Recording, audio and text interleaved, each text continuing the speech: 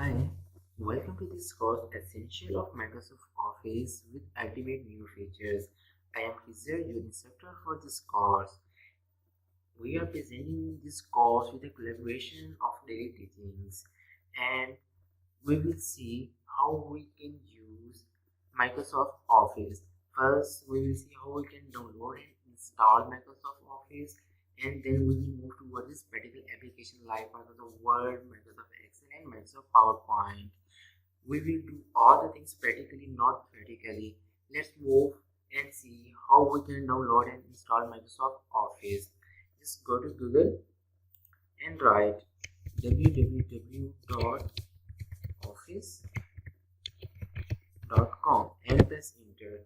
As you press enter, you will see a window, and if you are very first time to this site, it will ask you about login. You can click on this and log in here, and I am already logged in and it is showing the option of install Office. I just click on install Office and other install option. I click on it, other install option, and it will direct me to the another window. And here is an option for Office as a device, and it's asking about install Office. I just click on install Office, and it will download its source file, and we can download it.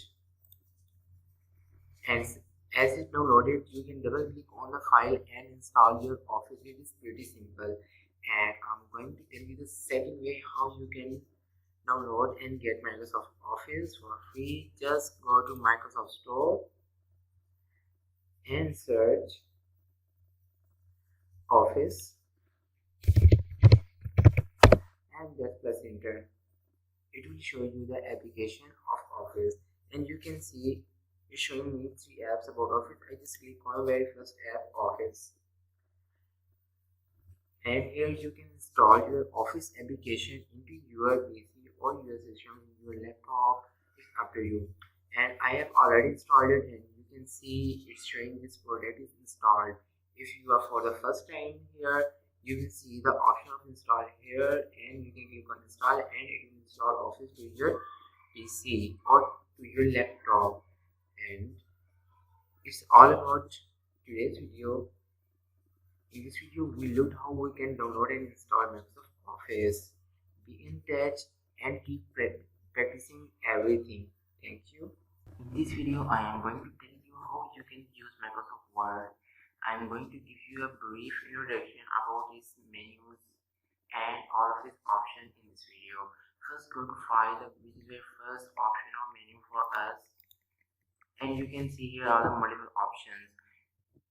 First of all, make sure you have logged into your Microsoft account.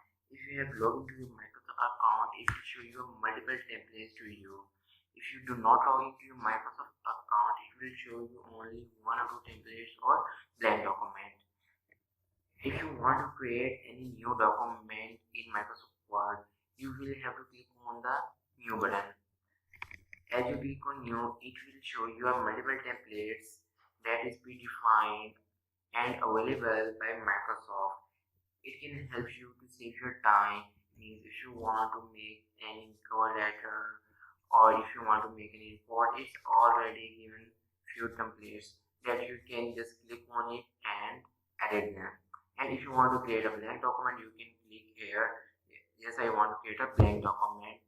But for now, I'm creating a blank document. I click on blank document, and when you created your first document, make sure first of all what you have to do, you have to save your file. There are multiple options to save our file. First, look at the option, go to File and click on option Save, and it's showing where you want to save. I will click here. Just write Word, and my file has been saved. And other options, you can press Ctrl plus S on your keyboard. There is a key Control, or if you are using Mac, there is a key of Mac, or sorry, Command plus S. It will save your file. Fine. Now go to File, and you can see is an option for Open. If you have any recent file like I have created my Word file, and written I have MS Word file.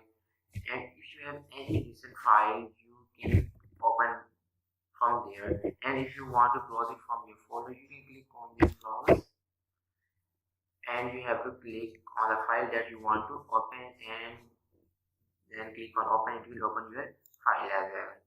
And here is an option. First option is about info. This option has all the information about your file that you have now open or you are using.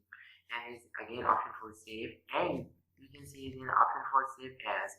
But I want to tell you when we can use save as. We will use save all over the time, and when we can use save as. Let's suppose you have created your file and you want to make some changes, and as well as you want to save your previous file as well. Then what you have to do, you have to open your file and make some changes on your file, and then you can save your file as save as. It will make a copy of your original file to a new file, and your original file will remain same, and all the edited file will save into the new file that is saved as a save as. And if you want to print your document, you can click on print. If you want to share, you can click on share. And these are few more options that we will see at the end of it, and we completed our Microsoft Word. And we are going to check very much most important option. This is an account option that in which account you are logged in, or it will show you all the information about the product and everything. And it is an option, very much important option that you must learn. Here is a basic option, general options, display option, and proofreading option. It's up to you. You want to make any change, you can change, but make sure or remember, click on save. When you click on save, if you are for the first time, or if you install Office now and using Microsoft Word for the first time, it will show here the option 10. And what this option do is, let's suppose you are doing your work for an hour, and when you create your file, you only save it once when you create your file, and you have been doing your work for 1 hour. Fine. And unfortunately, your system or your laptop, your PC gets disturbed and your file is closed. Then where the all work has gone. Means all the work has wasted that you have done in your last hour. And this option can help us to save our work. It is an option for auto recover or auto save. It will save our file after 1 minute, but by default the time is 10 minutes. You can change into the 1 minute. You have to just click here and just change the number, and I'm changing it to the 1 minute, and I click write 1 and click OK. Fine. And here you can see another most important option in our options is about the customized ribbon. You know what is customized ribbon? All the menus they are showing here, all the ribbons. You can see file, home, insert, draw, design, layout, and you can also see all the options here. You can select or unselect any of this menu or any of this option. You can see here all the multiple options that are showing here, and I am hiding my developer option, and I'm just click on developers and uncheck it. Now what I have to do, I just have to click OK, and you can see the option developer has been removed.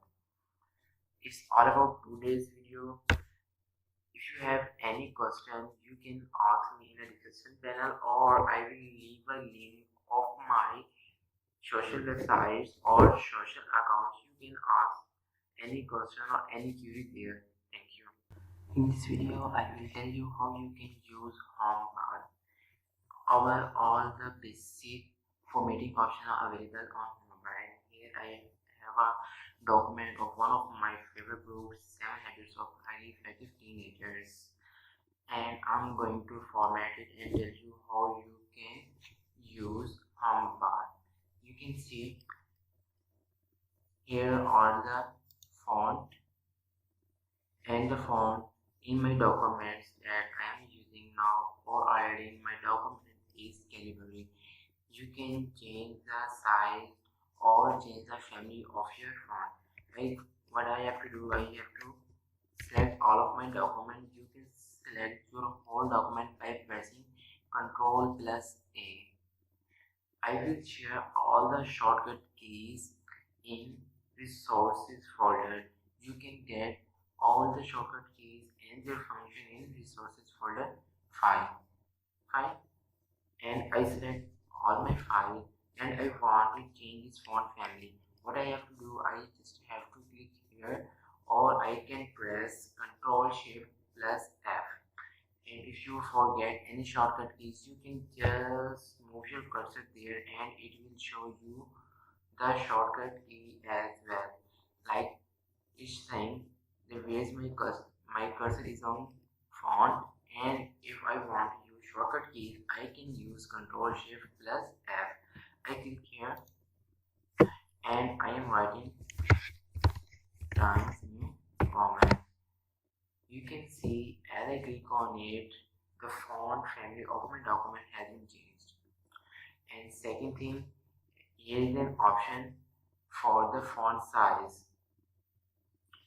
By default, the font size of any document is 12. You can increase or decrease it. For now, just say I'm making it at 11. And later we will format it and proper adjust it. For now I'm just telling you how you can use it. Fine. And here's my heading, and I just want to make it much bigger, and I'm going to adjust it on 16. You see, as I adjust on 16 and it increases the size of my heading. Now what make my heading impressive? You can bold your heading. Like I can press Ctrl and B or click on this B button. I click on it, you can see the all the selected text has been bold and it didn't affect our remaining document. And if you want to unbold it, you can again click here, or you can press Ctrl B as well. You want to make it italic, means you can see as I click on italic, it makes it italic. And if you want to remove this effect, you can again click on it. And if you want to make it underline, means if anything is important in your document, you want to make it bold, italic, and as well as underline, means you are emphasis on this word or on this line. For now I want to make it italic, or I can press Ctrl+U. You can see it automatically underline all the text that I have selected. Or if you want to make it or remove underline, you can click on again underline button, or it will remove underline, or you can +U. Let's remind, if you want to make it bold, you have to press Ctrl+D. If you want to make it italic, you can use the shortcut key of Ctrl+I, or if you want to make it underline, you can use the shortcut key of Ctrl+U, or you can use these buttons as well. And I'm bolding it as well, and it should perfectly show it's my headings. And here's a second option for line on our text. Means we have written something and we want to make a line on the center of our sentence or center of our word. We can use this option. Fine. And we called it strike through. And for now I don't want strike through. And here's an option for whenever you are doing any type of mathematics where you have to make something on the base or on the forward. Like for example, if I want to write a value, and rather than you are using mathematics, we used to write first, second and third everywhere. Like see, I write 1, and now if I want to write first, then what I have to do, I have to superscript it, means now ST. You can see perfectly adjust the first. If I do not select this button, then Let's check the effect. Then it do nothing, it's only simple right first, and by using this button I can subtract it or I can subscript it. Fine. And it's also showing the shortcut keys as well. And here are the options for text effects or text color. If you want to change the text color of my document, I can go here and change the color. You can see as moving my cursor, it's automatically changing the color of my selected text. But for now, it's automatically black and looking pretty well. Fine. And here is an option for paragraph formatting. It's very much important. Fine. You know, we are using English, and English always starting from the left.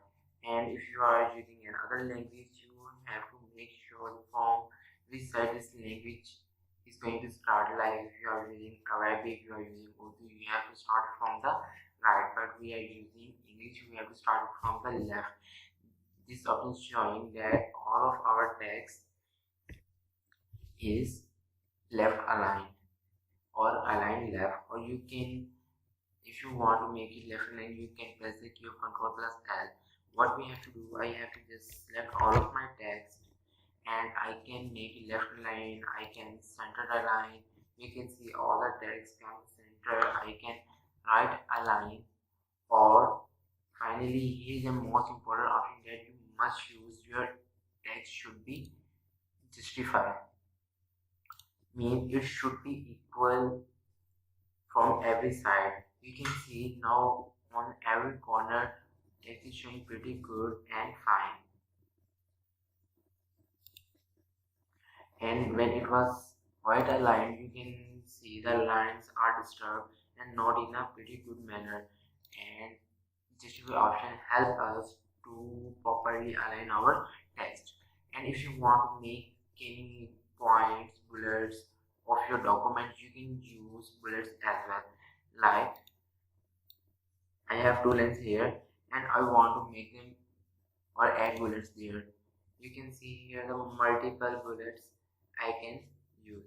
I can use simple one, I can use numbers as well, like 1 2 3 1 2 3 ABC. I can use Roman counting as well. It's up to you what type of bullets you want to use, or you can use a change list level, that this type of list level you want to use. Means if there's options, and in option there's further sub option, means there's a head, like we have headings, subheadings and further subheadings in them. I can choose these things as well. And if I want to define any new format, I don't want to use predefined format that is provided by the Microsoft, I can go here and define new number format. Fine. You can see the options here. The different type of number formats are also available, or I can click on font, or I can assign any type of font here. Fine. And as I was telling you that if this is my heading and I want to make it subheadings, how can I make it subheadings? Here's in two buttons. We can decrease the intent or increase the indent. The process of giving space to our line is called indentations. If you are programming student, you are well aware about it. What is indentation? And if I click on it, means what I want to do, I'm saying that it should be indent. Fine. You can see it's moving forward or it's moving back. And if I want to only indent this one, what I have to do, I just have to click on this button. You can see it's showing that it's a parent line and it's a child line. Fine. You can add the color or theme of on your selected document that is important, is necessary, or if there is a huge amount of theory in your document and there should be one line that reader must read, you can give the theme color to your document. Fine. Or here's an option, you can border it, or there are multiple type of borders that you can use to show your importance of your text. Fine. And here's an option for styles. This is very much important. I will tell you how you can use style and how you can format it. You know, when we are creating our document, we have multiple files which contain headings, subheadings. Fine. The very first heading that called our main heading is called heading 1 in Microsoft Office. Fine. I click on heading 1. Let me click on our heading, and for now it's on normal, but I want to make it heading 1, and later I will tell you what is the benefit of getting heading in Microsoft Word. When we will use other format option, I will tell you what is the benefit. Like I click on heading 1, you see that all of my text in Times New Roman and it changes font family and also font size and also change the color, which is not looking good. Now how you can format it? You just have to right click here and there is an option for modify. Click on modify and first of all select your font family. I'm selecting Times New Roman that I have already for my text, and I want to make it bold, that my heading must be bold. I click on bold and I should select the color, that it should be the automatic or it should be black. Fine. And click OK. Fine. You can see our heading is successfully modified, and further if you want to make any change, you can change it here. Fine. Or if you want to increase or decrease the size of your first heading, or you want to make it italic or underline, you can change the things here. And after that, whenever you want to make any headings, what you have to do, you just have to select your text, and you do not have to again do all the thing again, adjust the font family, adjust the font size, or adjust the font color. You just have to click this heading 1, it automatically adjusts each and everything. Got my point? In this way, it can help us to save our time. Fine. And here's in heading 2, means if I have subheading for my document, like for now I select this and I want to make it heading 2, I can again modify it again, Times New Roman, and here's that for option, I want to make it on 14, that my main heading is on 16, then my heading 2 should be on 14, and I want to make it bold and change this color to automatic. Fine. You can see as I click on these headings, and in this layer, in this style layer, it will show me that this line is edited or modified on heading 1. If I click on this, and it shows me it's on heading 2. Similarly, there are multiple options here you can use for your document. You can use heading key, you can use subtitles. It's up to you what type of heading you want. Fine. And here's an option of find, replace, and text. Let's suppose you have written your document and you have made one mistake in one word, and this word is repeating 100 times in your document. Then what you have to do? The first way, you will have to read your whole document, and whenever this word comes, you have to change it. But Microsoft Word or Microsoft Office give us the opportunity for finding and replacing the text immediately. I can click on find or plus Ctrl plus F. I click on find and I'm just writing the word habits.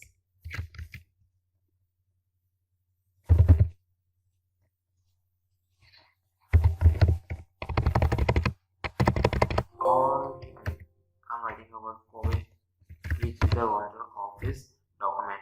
you can see it's showing me that how many times the word Kobe is in the document. Fine. And if you want to make any change, if I click on there, it shows me this is here. I click on there, it shows me this is here. And if I want to change it, I can click on replace. Fine. And is an option with for which word I want to replace. I want to replace with Stefan. Fine. Wherever the word cov is written, it will replace it into the Stefan. And I can replace one by one, or I can replace all button. As I click on replace all, and it's showing me that they have made 9 changes in my document. Fine. And also in all then we have made 12 replacements, but again I want to change it to the Kobe and make it original. So I want to change it to Kobe.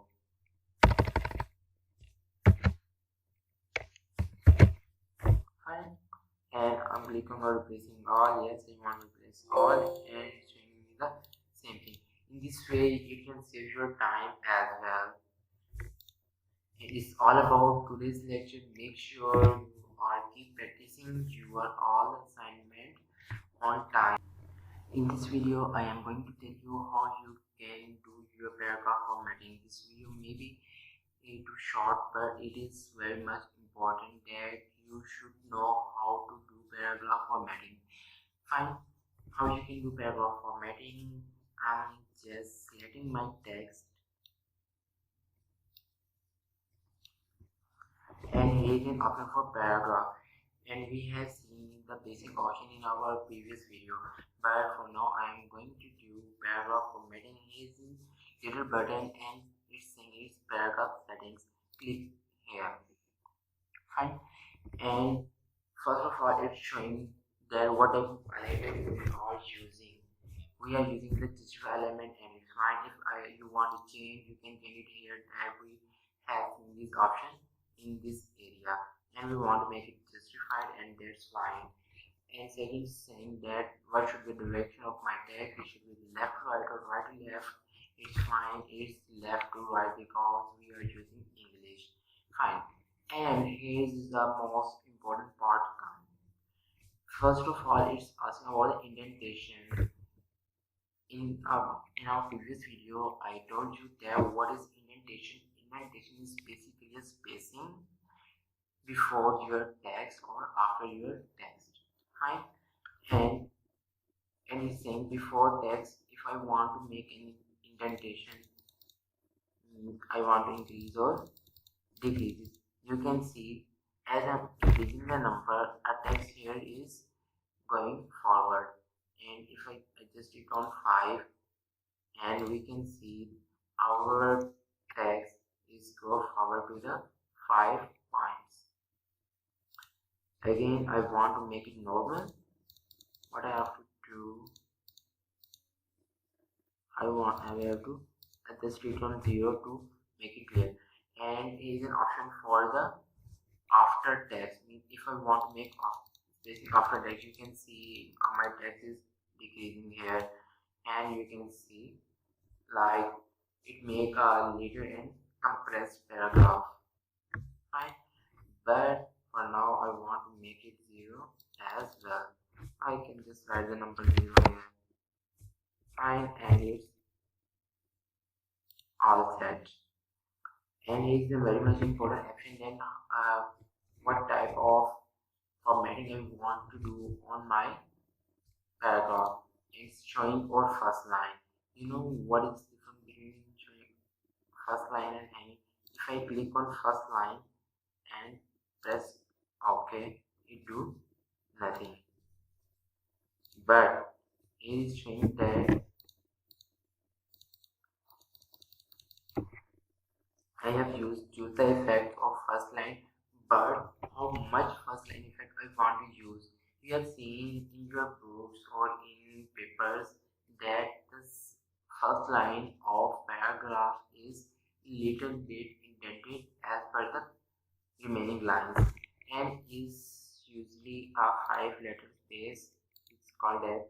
And now if I click on OK, you can see here is a space of 5-letter. Fine.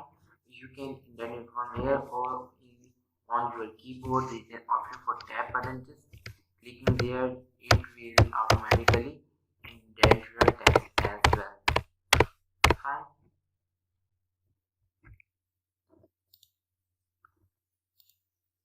And I want to make it first line and click on OK. Now it's all about the paragraph formatting. Now here's an option for spacing, means spacing before line or after line. You can see there's no spacing between the line. If you want to increase it, let's say if I want to increase the spacing after my paragraph, fine. And if I click on OK, you can see it has increased the space between this line and this line. But it's too much. I should decrease it to the normal, or I can click on auto as well. And here's a spacing for after text. You can see text here is going down. Like you can see text here is going down. Fine. And I want to make it auto or normal as well.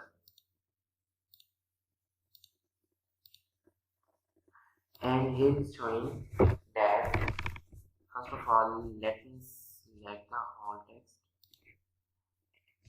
In this way, you can better understand this effect. Fine.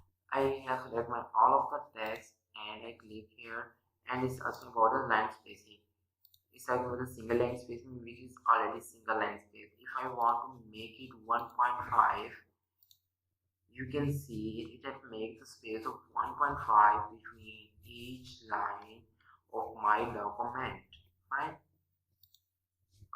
And similarly, you can use the effect of double, you can use the effect of multiple, and for now I am going to make it single, or you can add the number here as well. Fine. Okay. It's all about today's video.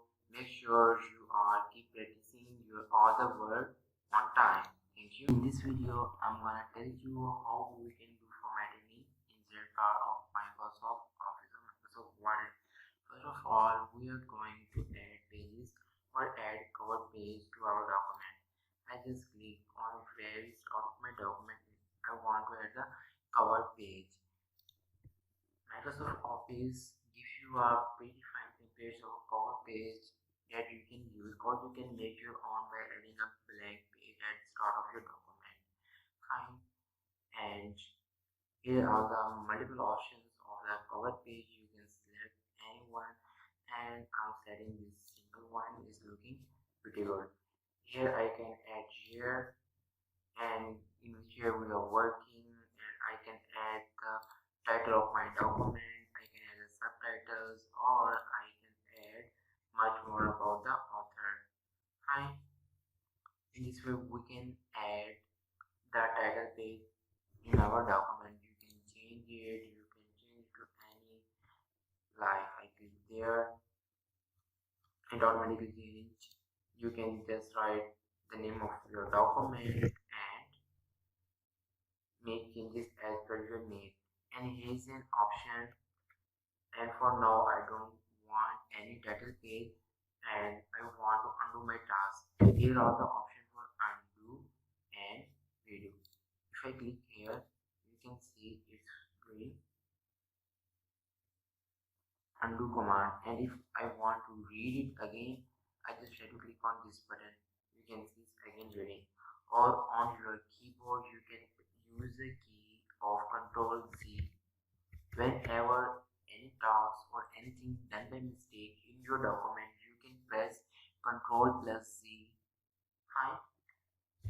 And if I want to add the blank page, I just click here and I want to add the blank page.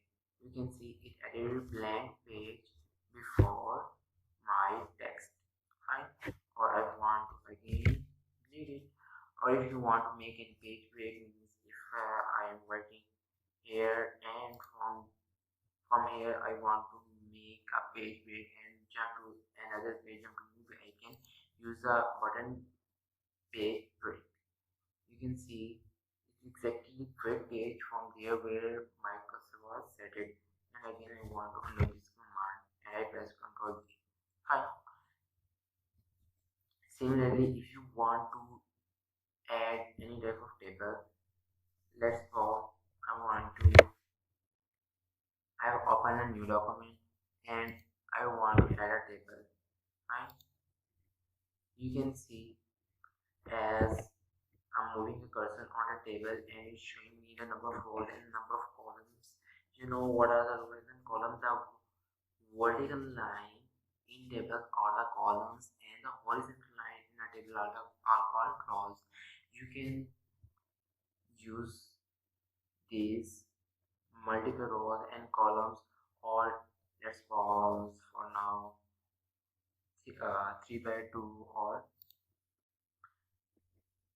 4 by 3. I can make any change. You can see changes in my table. You can make it colorful, you can make it beautiful. It's up to you that how you want to use it. Fine. Again, I am going to insert, and you can, if your required number is larger than this or greater than this, you can insert table. Click on insert table and you can add the number of rows and number of columns as per your need, and then you can click OK. Suppose I want to add 10 columns and 5 rows and click OK. You can see it added 10 columns and 5 rows, and because we have selected this, that's why it's added here, and we are going to add it again. Insert, number of columns 10, number of rows 5, and click on OK. You can see the number of columns are 10 and number of rows are 5. And second most important thing, you can see if I place my cursor on my document screen, it's showing me simple bars. Fine. And if I click on my table, it will show me another important bar. Fine. Where we can change their things, their color as well. Fine. How you can use this bar? You can just click on this layout button, or you can click on this table design. Here you can again change your text style or text format. It's up to you what type of format you want. I want to make it little interesting. You can get it, you can share it. It's up to you that if I select this cell, I can shade it by any color. Right? And in this way you can add tables. And if you want to add any picture in your document, how you can add picture in your document, what you have to do, you have to click on this picture and on this button, insert picture. And it's asking about you want to insert picture from your device, from stock images, what format. If I want to add picture from my device, I click on device and I just click on desktop, and here I have an interesting picture that I want to add in my document. Fine. As I click on the picture, it's automatically added. Make sure when you add picture, you cannot move it forward or reverse. And here is an option for layout option. Just click here and it's showing the which type of layout or wrapping text I want to use. I can use the square, I can use the tiles, up to you what type of format you want. If I click on this, and you can see if I make it a little bit shorter, and I can move it anywhere. Fine. And if you want to make it behind your text or under your text, you can use this option, this one. And when you write your text, you can write your text on this image. And if you don't want to write anything on the left or right of your image, you can use this Fine. And I used to use this option which helped me a flexible interface or give me flexible interface. Fine. Again, here's an option for formatting. If I click on my document page, is showing me that simple option as we have seen earlier. And if I click on the picture, you can see here's an addition of option for the picture format. Fine. You can change the type of your picture, like you can frame it, you can circle it, you can make it 3D. It's up to you how you want to frame it. Fine. Or you can change the border of your picture. You can add the picture effects like this. This is looking pretty good. It's up to you what type of layout, what type of format you want to use in your pictures. Fine. Again, I'm going to insert option. Here we are doing our task. Fine. If you want to add any shapes, which is very much important, if anyone asks you to make any poster or any type of shapes in your Microsoft Word, then from where you can use the shapes, you have to come on the insert and click on the shape options. If you want to add any text, add any square box, fine, and you want to add any text here, you can add anything. It's up to you. Fine. It can be anything. And you can again format it according to your need, according to your interest. Fine. Again, I'm going to insert and shapes, and you can use all type of shapes that you want to use in your document. Means if you want to, I want to select this pentagon and it's asking about draw your pentagon according to your need. I can make it simple. If you want to add the text in your pentagon, you can just right click here and there is an option for add text, and you can write anything in add the pentagon.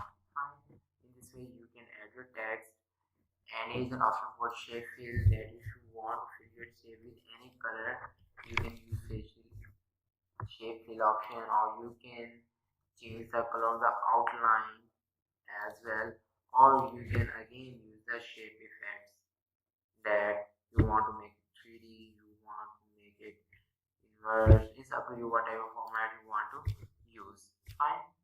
Again, I'm going to insert. If you want to use any icon in your document, just click on icon. Make sure when you click on icon, your computer or your machine or your laptop should be connected to the internet to load this icon. Fine. It will load all the icons and you can use any of them. Similarly, if you want to use the 3D models, you can use 3D models. If you have 3D model in your device, you can click on the device, or you can click on stop 3D models. Fine. We can add smart arts in our document. I want to use this smart art and I click on OK, and it's showing what type of smart art I want to use. I just want to adjust it, make it split. Click here, click on the corner and create it. Add your text. You can add your text here. You can add your text here. You can add your text here. Fine. Or you can change your shape effects, shape design. It's up to you what type of shape effect or design you want to use. As you see, the design I have selected now, it's asking me that I can add pictures as well. When I click on pictures, it's asking me that I want to add a picture from files, stock images, online picture or icon. I want to add a picture for my files, and again I'm selecting this picture and I click on insert. You can see this picture is automatically adjusted here, And if I want to add another picture, you have to click here, and I can similarly adjust pictures as well. Fine. In this way you can use this type of smart arts. And if you want to add any type of chart, means you have any Excel file in your document or any other file in your document, you can use charts. And here are the multiple type of charts you can use, like column chart, line chart, pie chart. When we will work on Excel, we will see all these options in detail. Fine. Now you can add any link in your document. Fine. I'm going to my previous document.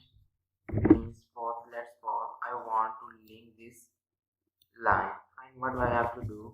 I just click on the link, and it's showing asking me where I want to link, and I want to link this file to this file, and I can click on OK, or I can add bookmark. Here I basically have to add the address. I can link into any online site or a website.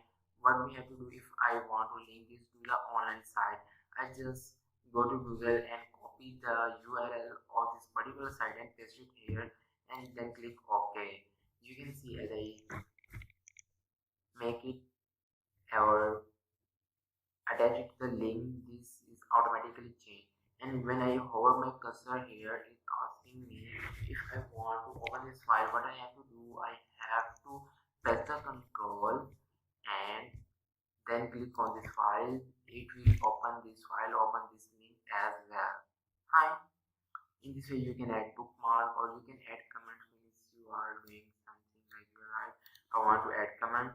I can add a comment that will help me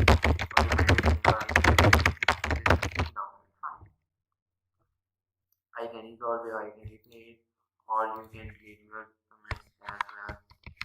Fine.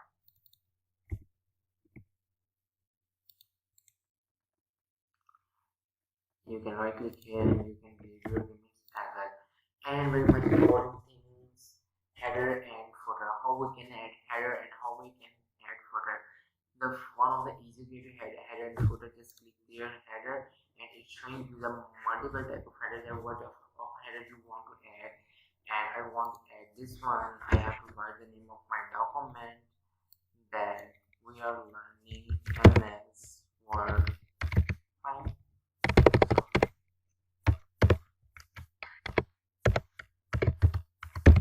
MS Word. You can see MS Word is edited here. Fine. If you want to edit it, what you have to do, you have to double click here. You do not have to again and to insert, then you have to select your header option.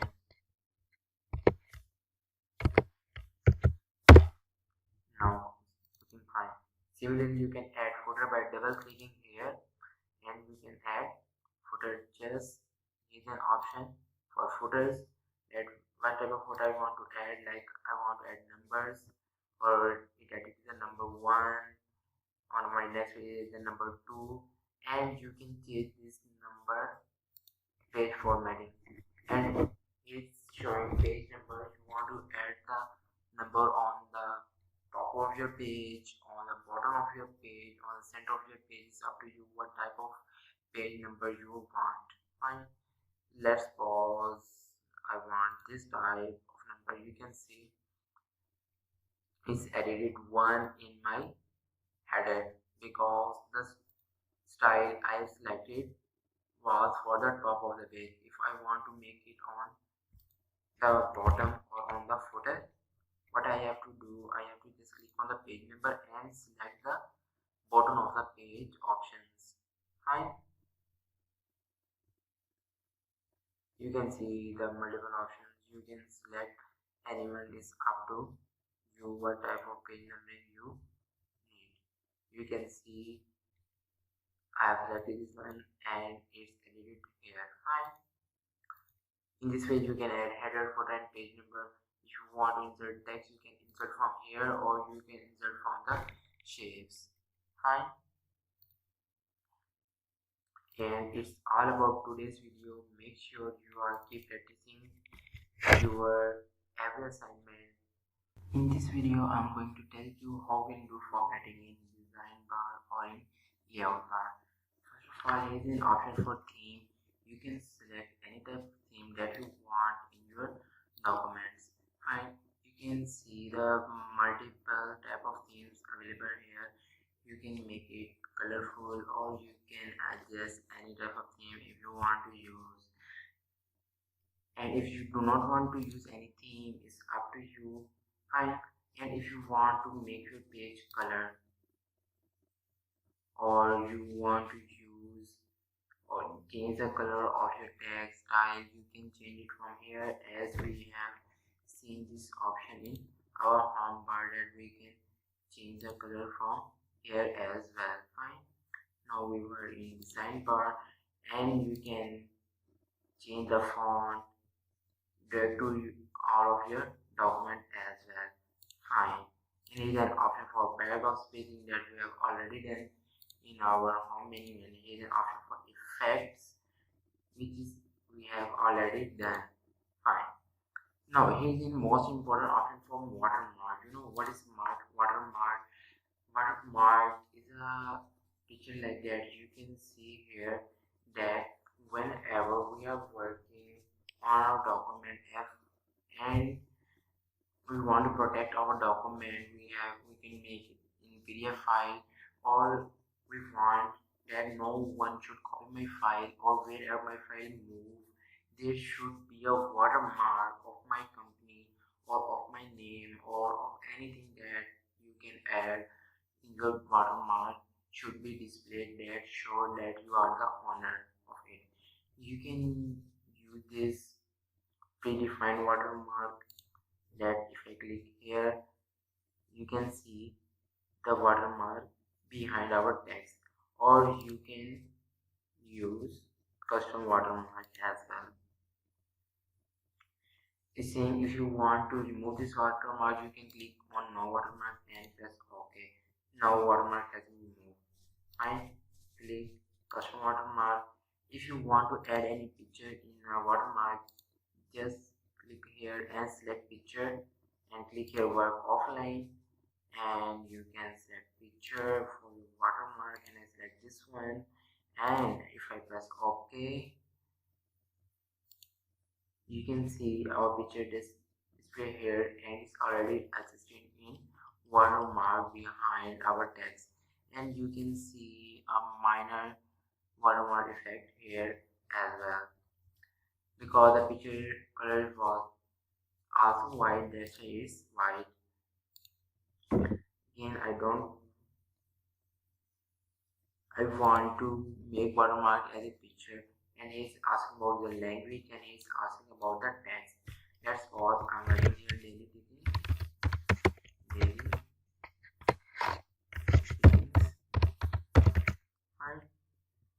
and click OK. You can see the watermark of daily teaching is printed over here. If you want to change the color of your page, means you want to make it black and white or like this, you can change your page color as well, but white has its own grace in a document. And if you want to add any page border, you can click here and you can see the multiple page border types are available. I can select box, I can select shadow, and if I want to do nothing, I can click on none, then there will be a no page border. And if I want to make a box, then you can see here are the multiple types. I can select any and I can click on OK. You can see the page border has been added. Fine. Or we can give it any color, like it's this color. Fine. And we can also change the size, that how much it should be with, or we can add any type of art here. Means if you want to make it like this pencil, you can see the pencil is added as a border in the corner of my document, but I don't want this. I click on none and click OK. Fine. And in this way you can edit your layout bar. Right? What is margin? Margin is what that we are working on different type of margin, means the margin from the left side of your document up, from the top, from the bottom and the left. It can be narrow, you can see, it can be normal. It's up to you what type of margin you want to use, or you can custom define your margins as well. Means here you have to define the weights, means how much margin you want to make on top, bottom, you want to make landscape, you want to make it portrait. Like if I click on landscape, you will see the orientation of my document will change. Now it's landscape, but I want to make portrait, custom portrait, and click OK. Fine. And similarly you can change the orientation from here or here. Now it's asking about the page size. Like normally we use A4 page size for printing whatever document I have I want to make or print it. I can use A4 size and it adjusts all of my document in A4 size. Fine. Again, I can add columns. You know why we add columns in our document? You have seen the newspapers where you see multiple columns, and if you want to make such type of document for your own, you can use this column. If you want to make 2 columns, you want to make 3 columns, you can see your text already just added 2 columns, or you can make it added 3. It's just added 3, but for now I want to make only 1. It's looking pretty good. Fine. In this way you can add page break, that page break text tagging that we have done in our insert page break. Fine. Your line number you can add, or here's also about the indentation that we have done in our home bar. And second is asking about the wrap text, that whenever we are working on images we have seen this option there. Fine. And here's an option for references. If I want to add any footnote, whenever you're writing a research paper or any book, you used to see endnote there. Fine. Now let's see how we can use endnote. Here's an option for endnote, and let's pause. Here's an option for be proactive, and I want to add the endnote. I click here and I can add an endnote about it. Be proactive.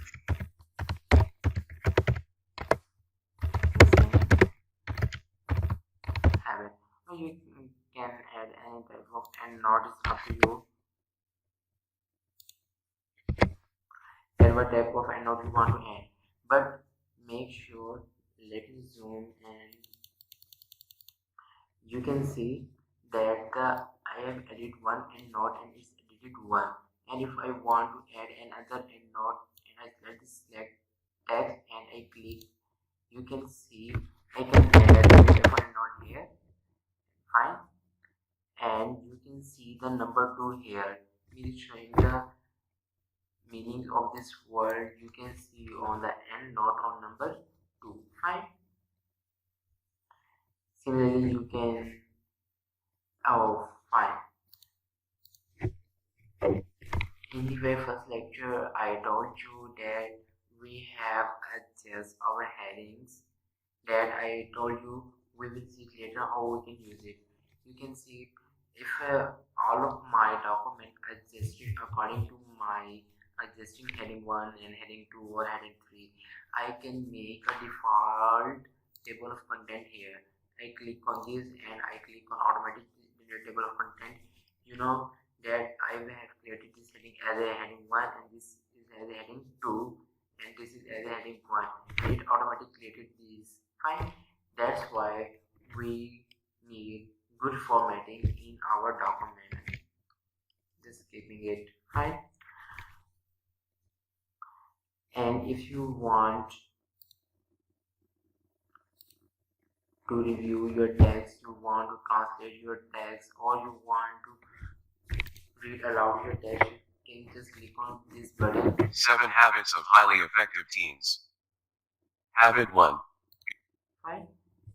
What a great effect it is. Means you have written your text and you want to listen it at what you have written, you can use this option read aloud. Fine. Or in this way you can do the different things in your document. And finally we are in view option.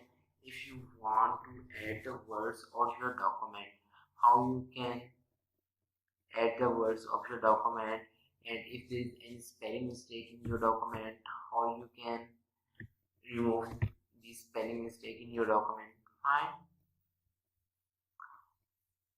These are the different options that we can use from the menu, or we can use shortcut keys. And let's see, here's an option for the zoom. I want to zoom my document to 100%. I can zoom it to the 200 as per my need. Fine, but for now I want to make it to 100%. Fine. And if you want to check the spelling of your document, that how where are the spelling mistakes in your document, fine, you can press F7 on your keyboard, and it's showing that there are total 82 suggestions, where 8 are spelling mistakes, 26 are grammar mistakes, and there are few other mistakes that you can change. Fine, it's up to you if you want to change. If I want to change spelling, I just click on spelling. It's asking about this spelling, and if it have any type of suggestion, it will give you suggestion. If not, then it will not. Ignore once, I just click on ignore once, like this. You can see here's the word rubber band and it's giving a suggestion. You can use this one, it's looking pretty good. Fine, this way you can correct the spelling of your text, you can remove the grammar mistake of your text. Now I want to count the word of my document. I just press Ctrl plus A, and here is an option for word count. It's showing that there are total 5 pages in the document and total 2,270 words, and character with no space are 10,666, character with spaces are 12,868. There are a total 66 paragraph and 275 lines in my documents. This option is also pretty good. And that's all about Microsoft Word. If you have any query, you can ask me, or you can directly reach me to my social account. Welcome to another chapter of Microsoft Office specialization. In this chapter, we are going to discuss Microsoft Excel, one of the most important, most using application of Microsoft Office. Let's see how we can getting started with Microsoft Excel. First of all, you have to go to File. In File, you can see the multiple options and multiple templates on the screen. If you want to create a new file, you can click on a new, and if you are connected to the internet, then it will show you a maximum templates that are provided by the Microsoft Office. Fine, but make sure you are connected to the internet and you are logged into your Microsoft account. One of this feature is that if you are logged into Microsoft account, and if unfortunately your device, your laptop, your PC get disturbed, and if you have saved your file earlier when you start writing your document, then it will automatically save to your OneDrive, which is connected to your Microsoft account. Fine, if you want to open an existing file, you can click on open, or you can select from the recent file, or if you want to select from your device, you can click on browse and you can select the file and click on open or insert. Fine, and here is an option for info. It will tell you about the properties of your document. There, what is the name of your document, what is its size, it is all info about document. And here is an option for save. You can save the file from this option, or you can save the file from this option, or you can press Ctrl plus S from your keyboard to save your file.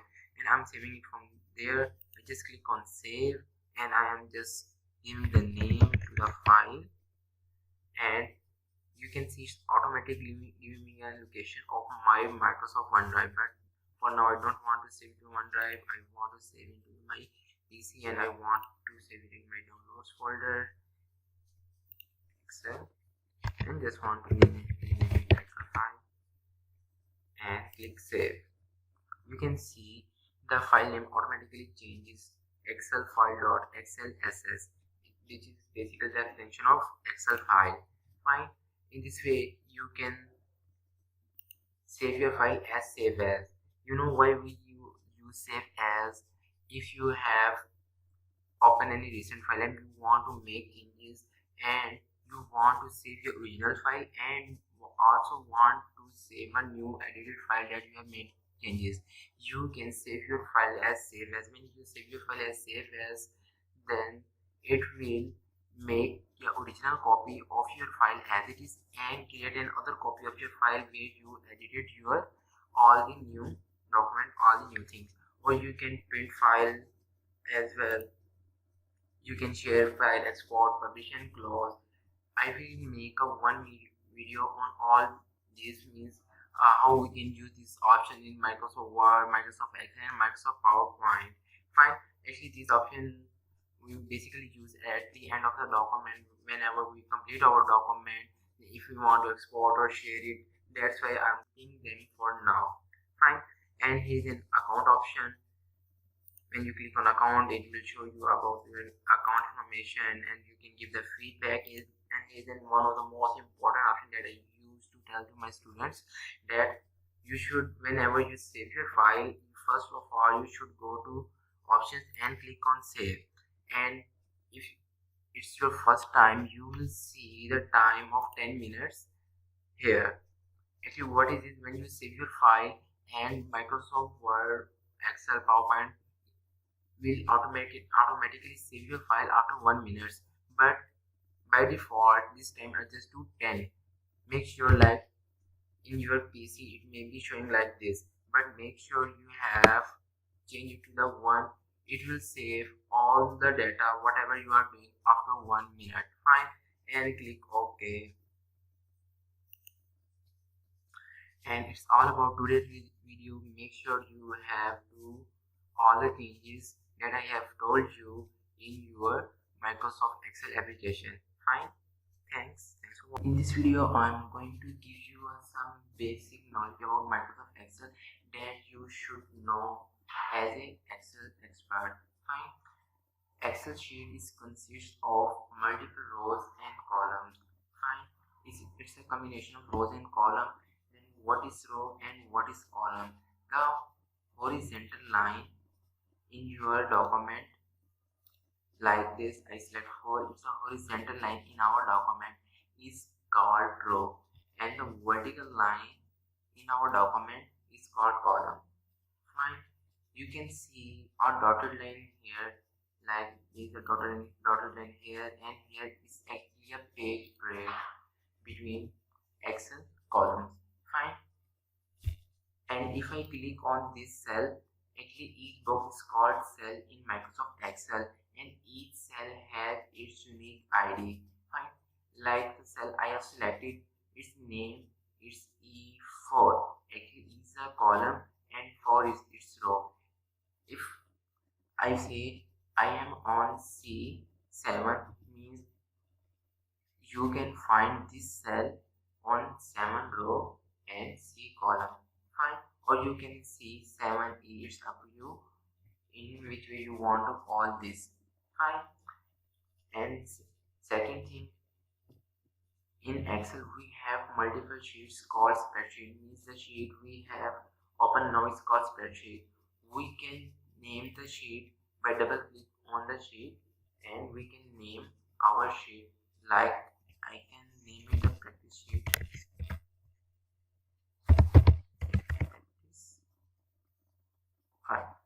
And press enter.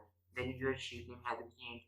You can add multiple sheets in your Microsoft Excel. And how you can add more sheets in your Microsoft Excel file. Here is an option for plus, means it's showing you a new file. You can click here and it will add another file. If you again click here, it will add another file in your Excel file. Or you can change the name of your sheets as well. When we have multiple sheets, then it's called workbook. Fine. I'm again going to my practice sheet, and now I'm going to tell you some interesting features about Microsoft Excel file. Like, I select this cell and I write 2. Fine. And if I want this 2 in a multiple rows, then what I have to do?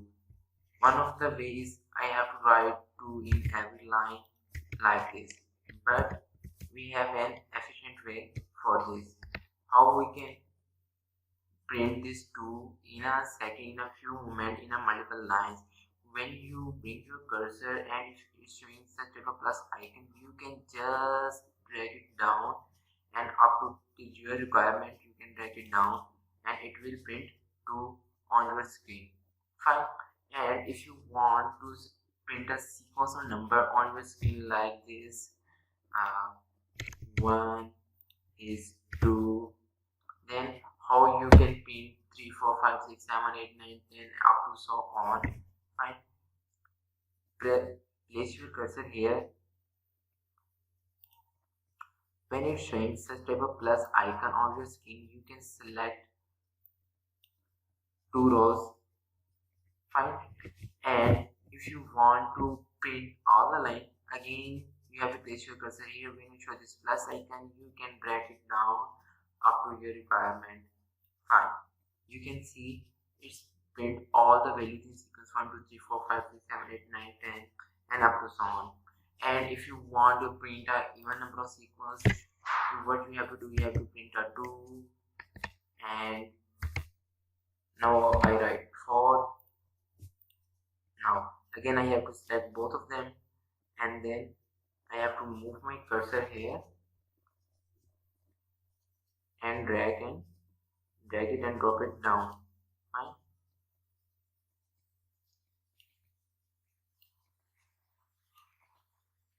You can see 2, 4, 6, 7 or 2, 4, 6, 8, 10, 12 up to so on. In this way you can print any type of sequence. Like if I print 1, then I print 5 with a difference of 4, then it will automatically print all the things with this difference. Fine. And it's all about today's video. In our next video we are going to do our very first task, means we are going to do formatting in our home bar. It's all about today's video. Make sure you are keep practicing all these things after the lecture, and if you have any query you can directly reach me. Fine. Thanks for watching.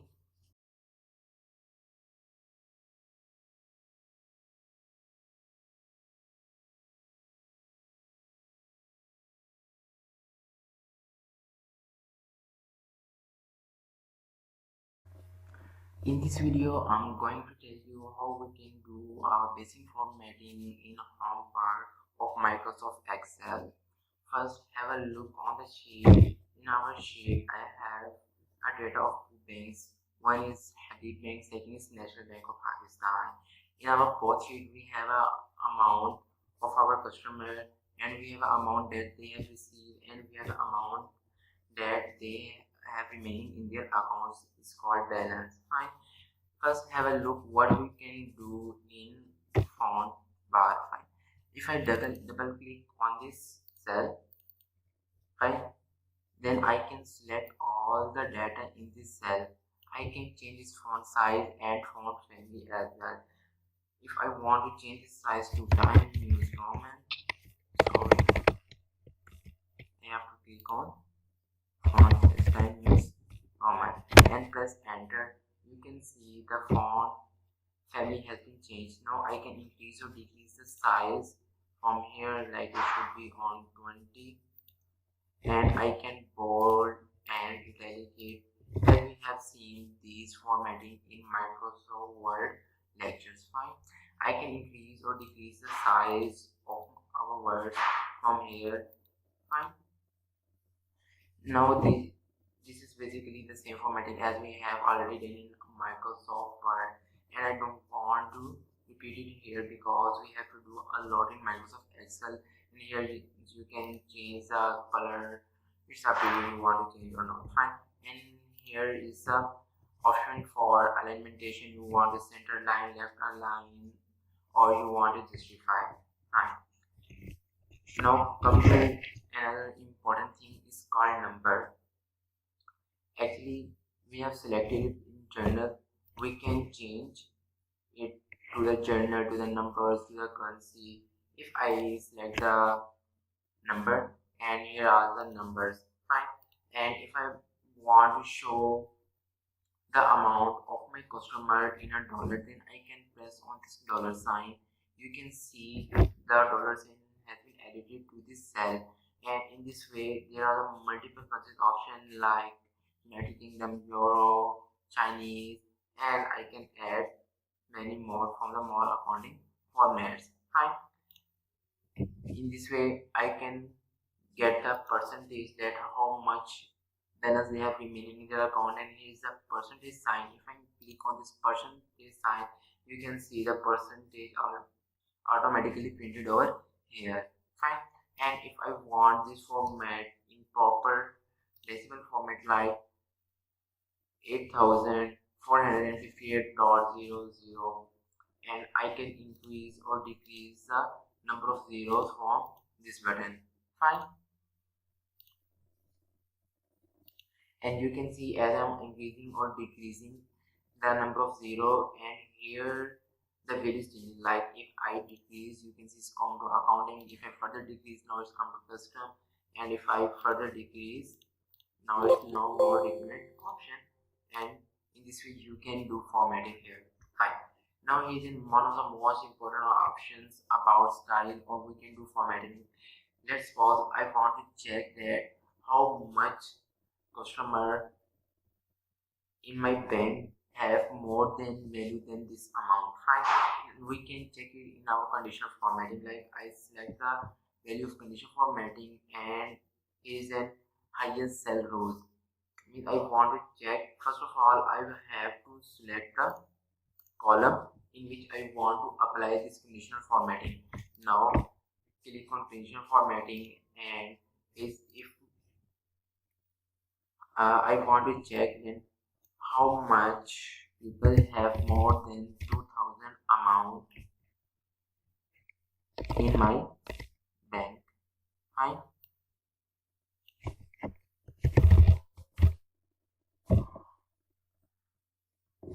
I press it OK.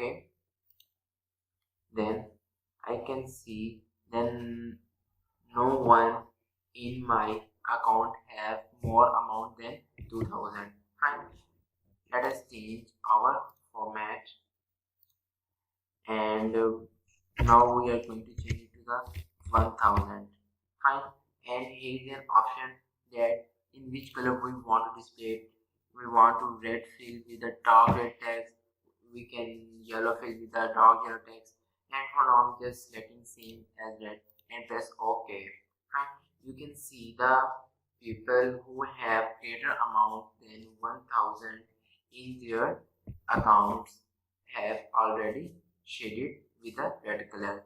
Fine.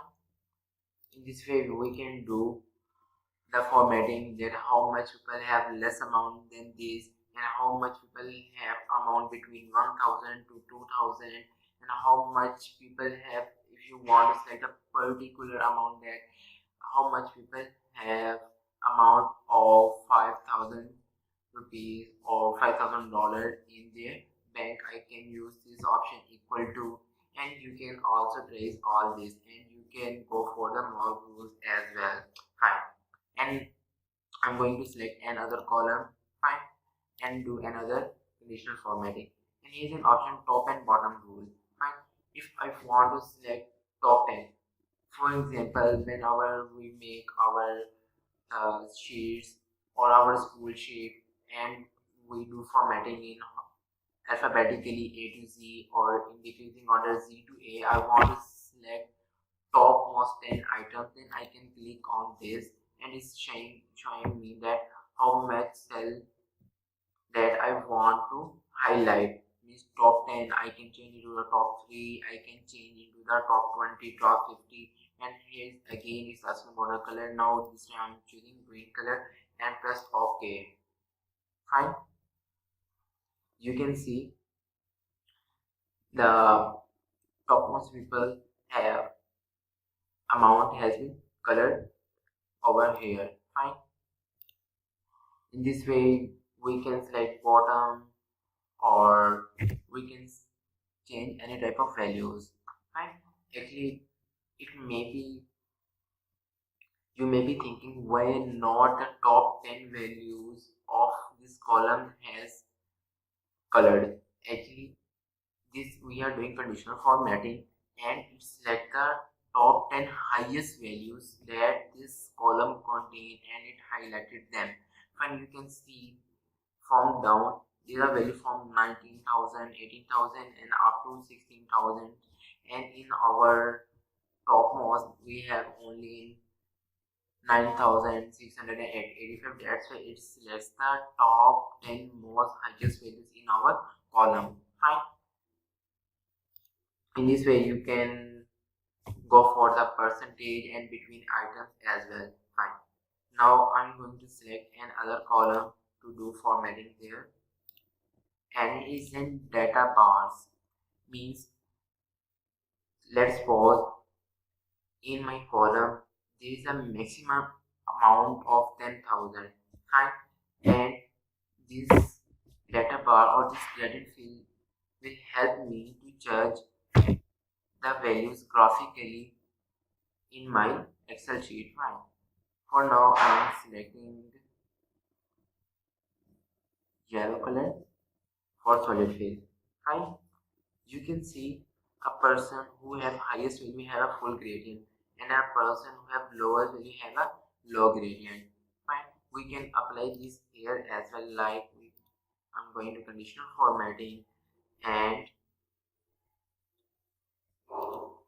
giving it solid field. You can see the person who have greater value is filled, and who have low values is less filled. Fine. Now I'm going to select another column to do more formatting. Like now it's showing the color scale. Means in our Excel sheet, in our data we have different type of values, and we can color or uncolored it. You can see now all of our data has three type of color like red, yellow, and green, because we have select the color scale. In this way we can select the icon scale that person who has this type of values can be this direction or can be this directional. We can choose change, or we can use this option as well, like in our battery cell or like our Wi-Fi signal. It will tell that, it will tell us that how much people have much amount and how much people have low amount in the form of cells. Fine. It's about the conditional formatting. And now look at the format as a table. We can change our table style as we have done in Microsoft Word. Means if I select all of my data set, and now if I want to color them, and I can select the color, but now they are looking pretty good in this way. Fine. Now here's a cell style. Like in our Microsoft Word, we have a heading 1, heading 2, and heading 3, and in this way here I can select the number of headings, like it's heading 1, is heading 2, is heading 3, is title, is total, and I can give them a color.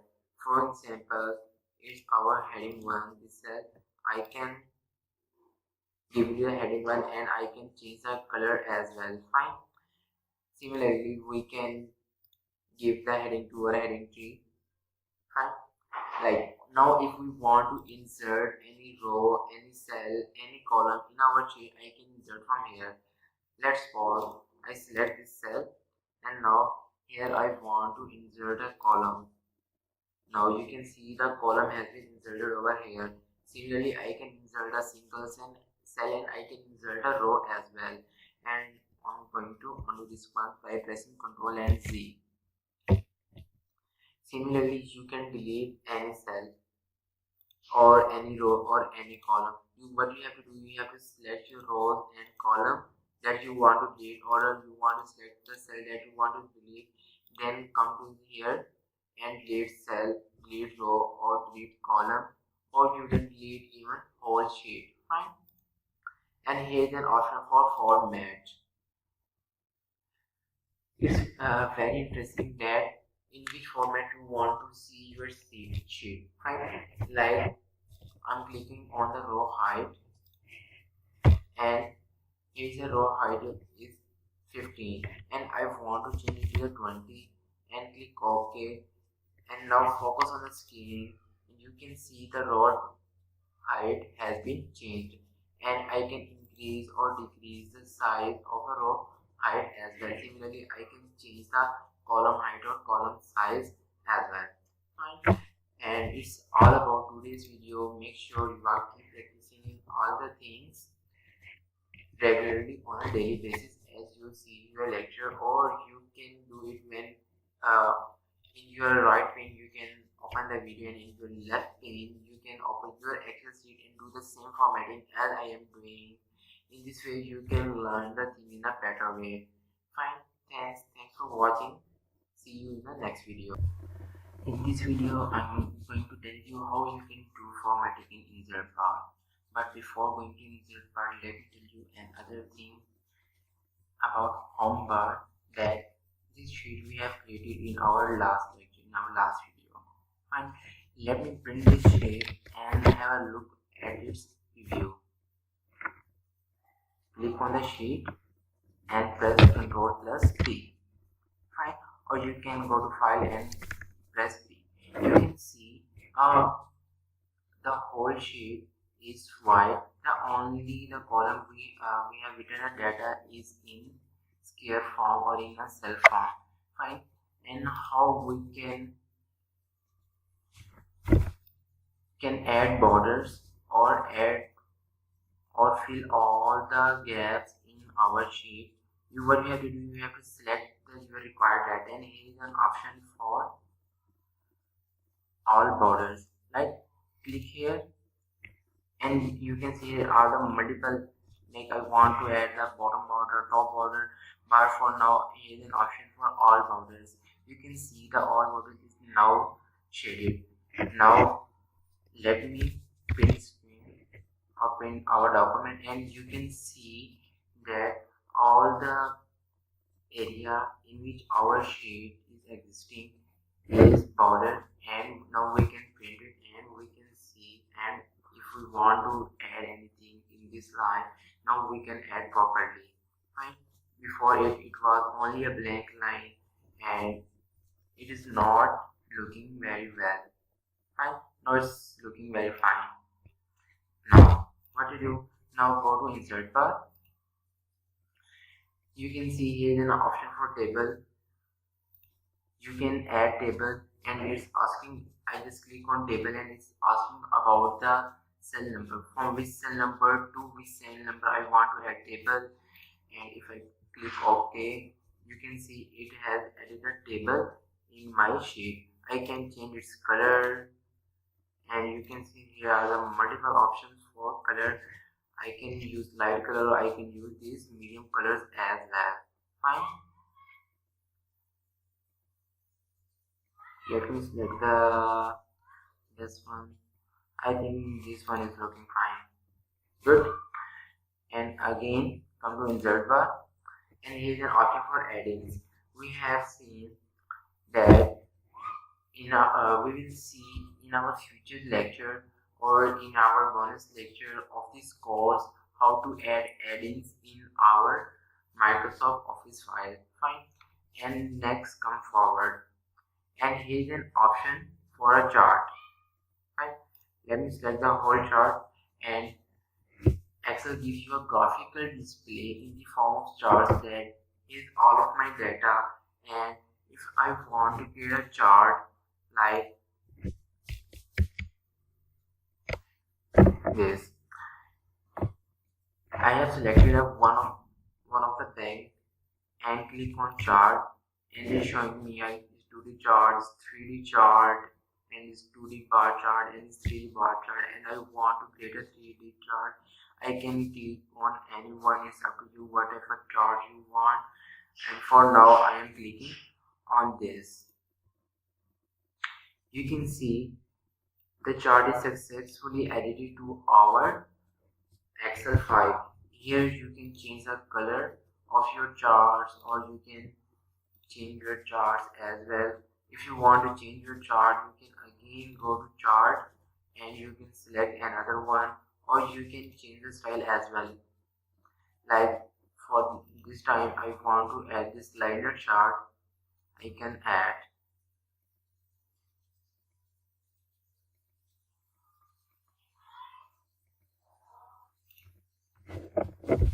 You can see that all the values are written in our Excel sheet are automatically adjusted in a chart. I'm deleting both of them. Fine. And now I want to print a pie chart. And here you can see a very interesting values about the pie chart. We are working on the National Bank of Pakistan, National Bank of Pakistan, and here is a different type of colors, and all the colors have a value that is showing below. In this way you can add charts in your Microsoft Excel sheet. Now it's pretty fine or looking good. Fine.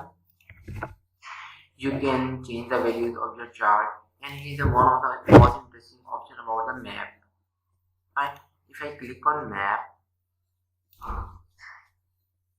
or more map charts, you can add map charts according to your need. Like you can see I can add the map chart in a bubble form or in an area form. You can see these values. I think this one, and press OK. Now this chart has been edited over here. Fine. And it's about the chart. And here is the option for slicer and timeliner, and we can add samples or tags in our Microsoft file as we have seen earlier. Now come to page layout. In our page layout we have same formatting as we have in Microsoft Word. Like we can adjust modern margins, we can adjust its layout to portrait to landscape, we can adjust its size. Like if we want to print, we have to adjust it on the A4. Fine. In this way we can add background as well. Now one of the most important things has to come, which we will see in the next video. Make sure you are keep practicing other things chapter by chapter. Thanks for watching. See you in the next video.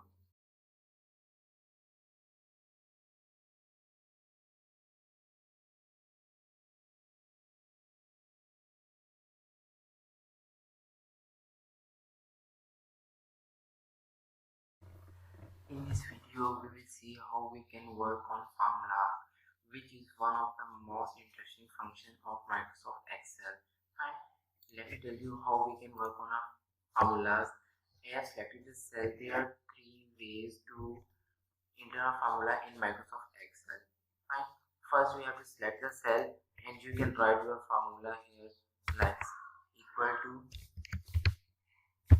sum. You can see as I write sum is showing me that is formula function. Give it bracket. Now it's telling me give the number.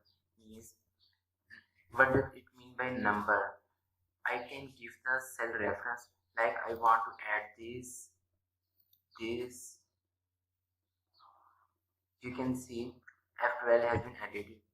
Now I enter comma, and if I want to add this cell, then I can enter comma, then this cell, then if it's enough I can close the bracket and press enter. Fine. It will give you the sum of all of your values. Fine. And you can add formula here like what you have to do, you have to select the cell, and here you can enter the values like some. I want to print the values from F6 to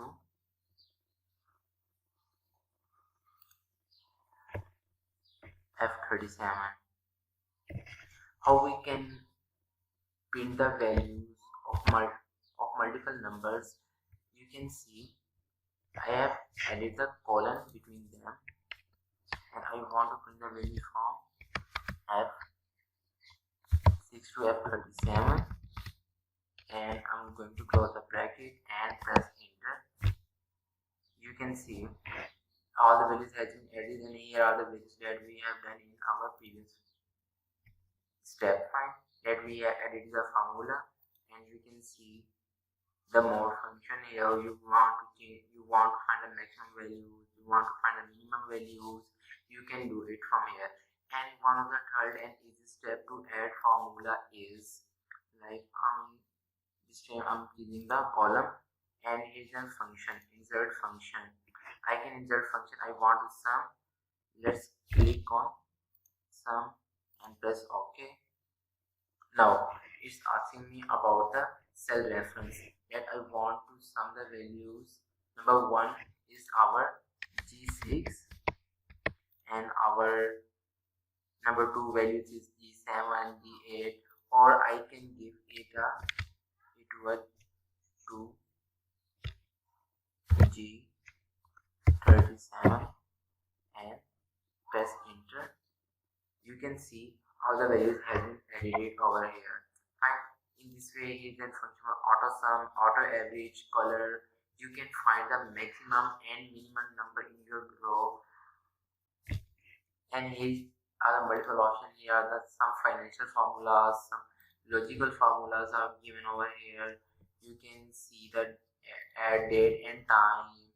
You can look at and reference your data. You can math and tag it, and here are the more function that you can add: statistical function, engineering function, QB function formative, and you can go for the web as well. Fine.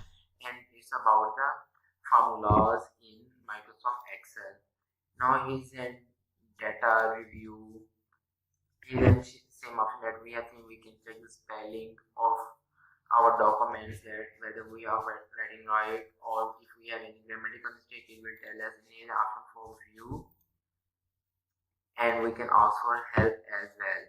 And it's all about Microsoft Excel. And in our next video we will see how we can do formatting in Microsoft PowerPoint. Thanks for watching. Keep practicing all these things on a regular basis. See you in the next module. Thanks.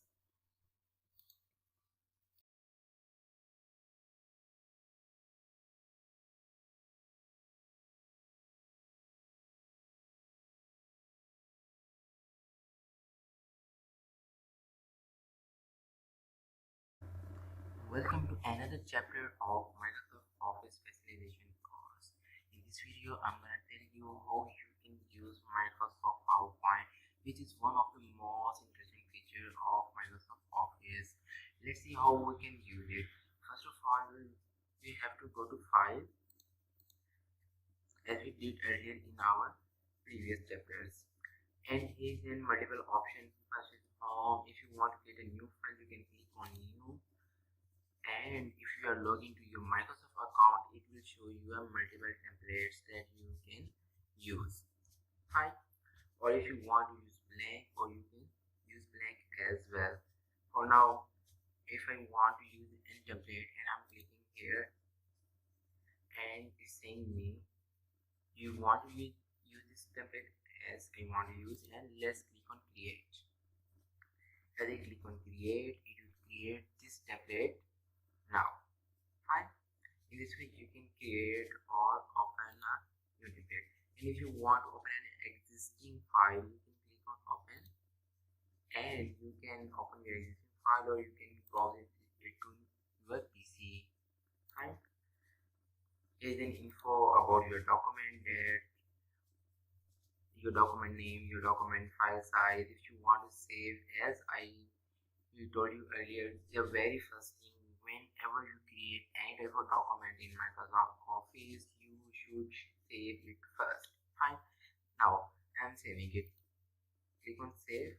I want to browse and I want to save it into my downloads and name it forward.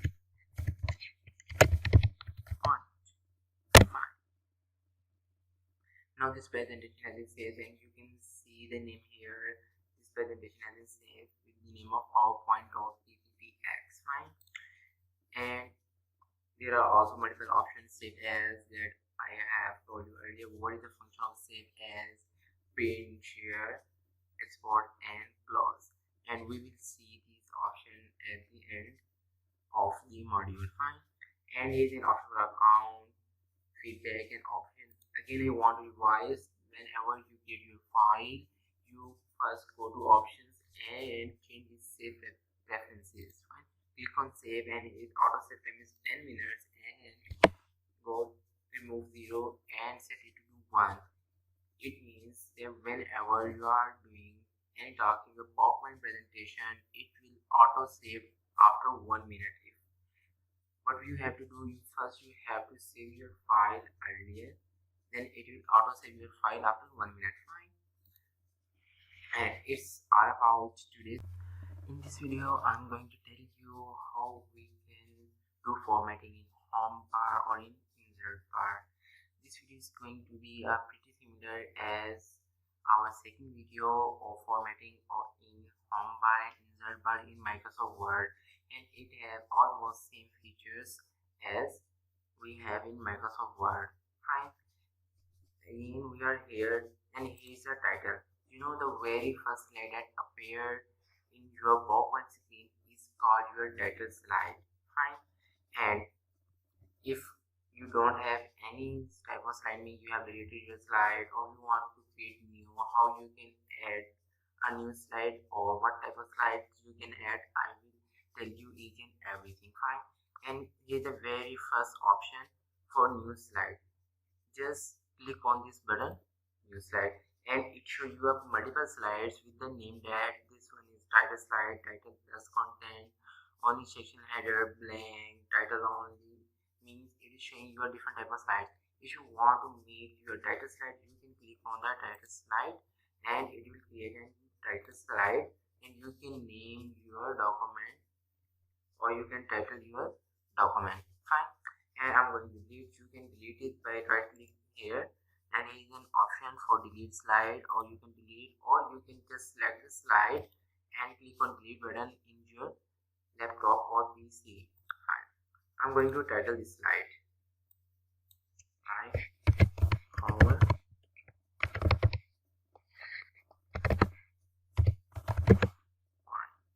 Fine. And I title it. And here you can give the subtitle or you can give the description about your title or you can add the name of the writer as well. For now I'm doing nothing and I'm just giving extra space, and if you want to delete this, you can just click on this box like this and press on delete button. Again click on it and press on delete button. Now this has been deleted. Fine.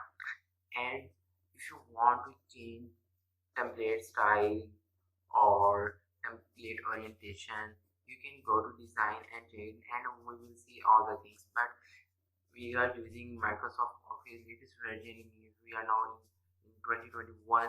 Then here is an option for the design ideas. Fine. When you click on design ideas, it will give you a multiple design ideas that may attract your presentation. Fine. And if you want to use this, you can apply. Fine. And here is an option for layout, that what type of layout we want. Like we have slide. If you have created a blank slide, you can change this layout as well. Fine. And here is option for reset, or you can create and add a note section. Fine. And here is an option for our text, our font family. You can change your text or you can change your font family. You can change your font size here, like you can increase or decrease your font size from here, or here are the two buttons that increase the font size, like this. If I'm clicking there, it's increasing font size, and if you want to decrease the font size, you can click here, it will decrease your font size. Fine. And it's too much high. No, it's fine. In this way you can bold, italic and underline your text as well. And here's another interesting option that we didn't find in our Microsoft Word lecture. It's about shadow. Right? Have a look at this, and I'm going to unshadow it. You will see a little bit effect that its shadow has been removed. Fine. In this way you can shadow or unshadow your task as well. Fine. And here is an option for alignment. You can left align, you can right align, you can center line, or you can justify your text as well. Fine. But for now I want to align it into the center because in center it's looking pretty good. Fine.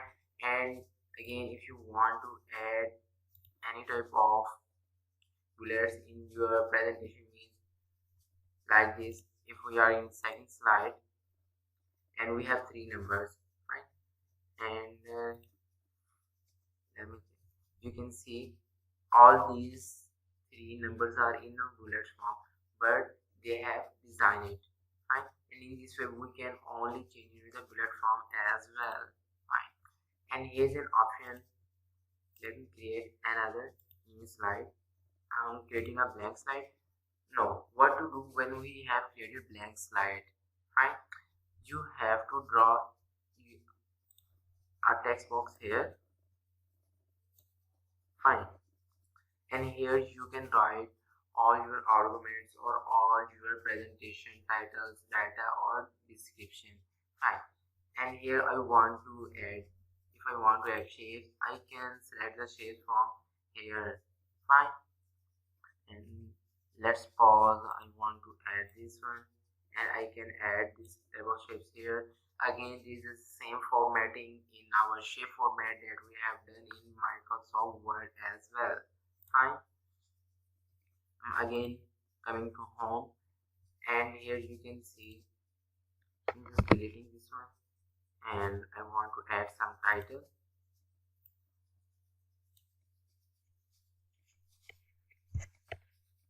Like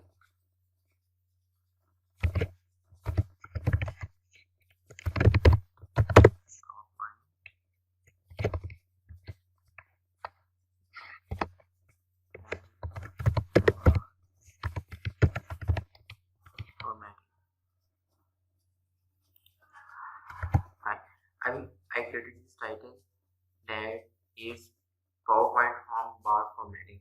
What will tell you if it's my title or not? You can just increase or decrease the size of your text from here. Like if I want to make it on 28, and if I bold it, and I can drag and drop it anywhere in the page where I want to paste it or drag or drop it. Fine. I'm adjusting it here, and I want to add more text. Then I can add another text box here. I can write my text as well. And now you can go for the design ideas. When you click on design ideas, it will give you a multiple type of design ideas that you can use or avail in your slide. Fine. And here I am again in insert bar. I can add new slides that we have seen in our home bar. I can add tables that we have seen in Microsoft Word as well. I can add pictures. Fine. I can add screenshots.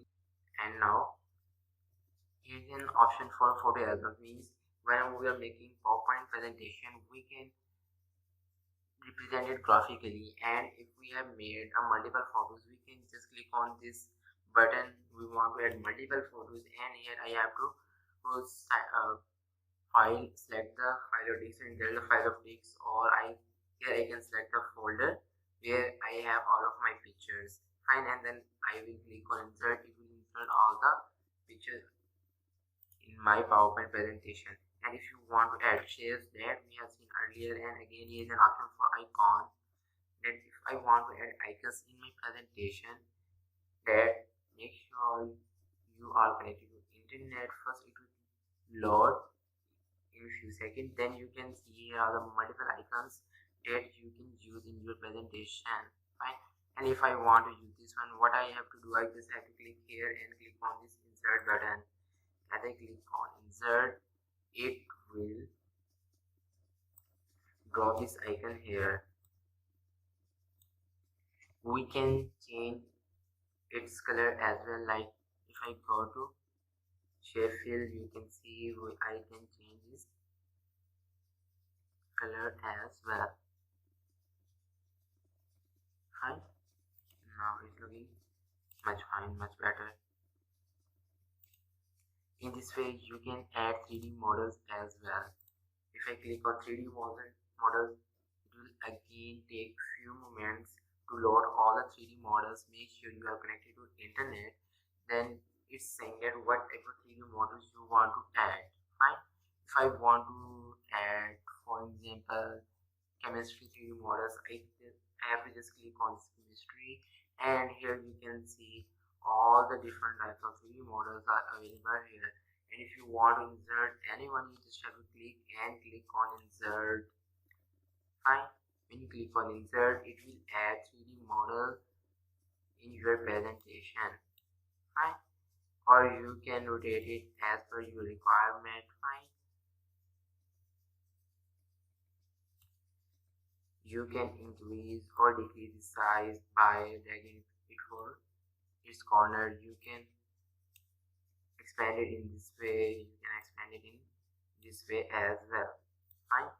In this way you can add 3D models, and when I select my 3D model, it is giving me a multiple suggestion that it can be in this shape, it can be in this shape, and it can be in this shape, but I want a real one that's looking pretty good or pretty fine. Now if I go to home and click on design ideas, then it's showing me that there is no design ideas available. Make sure this Microsoft PowerPoint tries its best to give you design ideas, but it can happen that anytime design ideas not available. Fine. Again, I'm coming to insert. In this way I can add smart art that we have seen in our MS Word presentation. We can add charts, or we can add text box as we have done there, and similarly we can add header and footer as well. You can see it will add header and footer automatically, like in our Microsoft Word presentation we have to adjust our header and footer according to our requirement, but in Microsoft PowerPoint it will automatically add or adjust header and footer. It is asking what I want to add date and time. You can add date and time in your presentation. Then I want to add slide number, or if I want to add anything in footer, I can write it here, night presentation. And if I click on apply to all, means it will apply this to all the documents. Like you can see is page number 3, and it's showing the date and as well as footer argument that we have provided, and it's also printing all 3 pages because we applied it to the all. And here's an option for word art. You can add interesting word art from here. Like if you want to add this, you can add whatever text you write.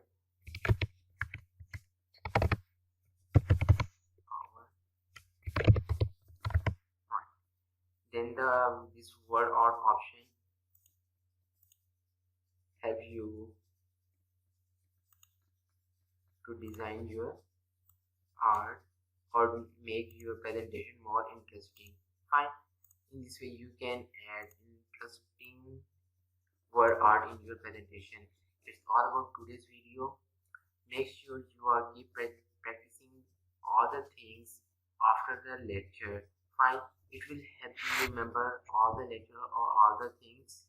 Fine. Thanks for watching. In this video, I am going to tell you how you can do formatting in design bar and how you can add transition and animation in your PowerPoint presentation. Here is again one of my favorite books on habits, and I have a presentation on this book. Fine. And in this video, I will tell you how you can make your presentation more attractive. Fine. First of all, you have to change or you can add design in your presentation. If this design is not looking pretty good, you can change it. Just click here. Here it's showing you have multiple designs. You can change it to the anyone. If you select anyone, let's see, if I click here, then all the templates, all the PowerPoint slides has been changed to this template, and is showing me a multiple type of colors for my presentation. It is saying that if I want to change the color, I can change the color as well. Fine. In this way, you can change the design of your PowerPoint presentation templates. Fine.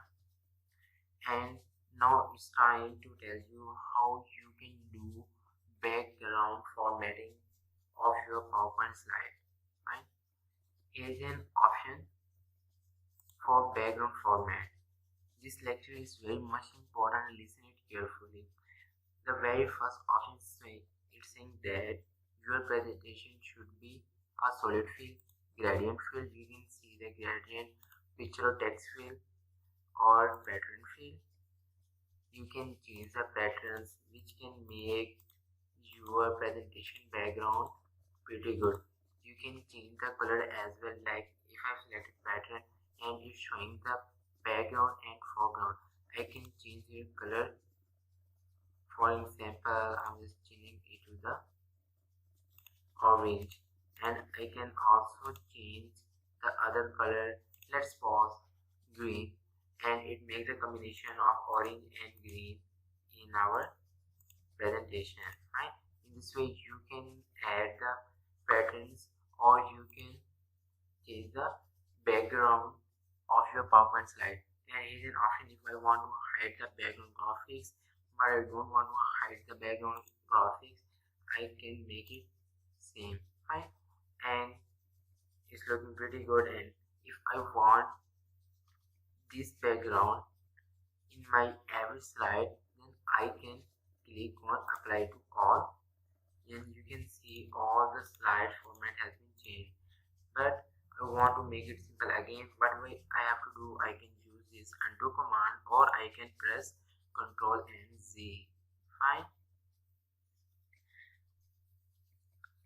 Second, and here you can also go for the design idea if available, but for now it's again not available. And now we are going to do a very interesting part of PowerPoint presentation, which is called the transition. And I can add the transitions. Like how I can add a transition, what I have to do, I have to just select the text where I want to add transition, and here is showing the multiple type of transitions. You see, if I want to change it to fade, I can change the transitions as well.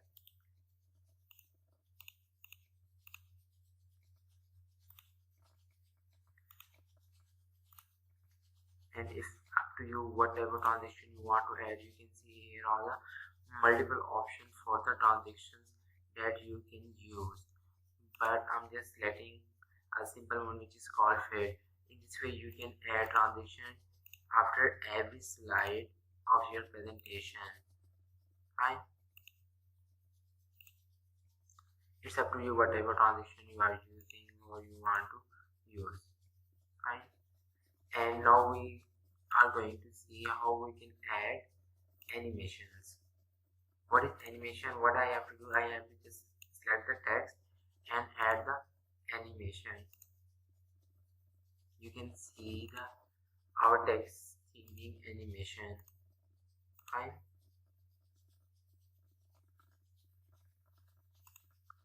Or here again there are the multiple options for the animation that you can use for your presentation.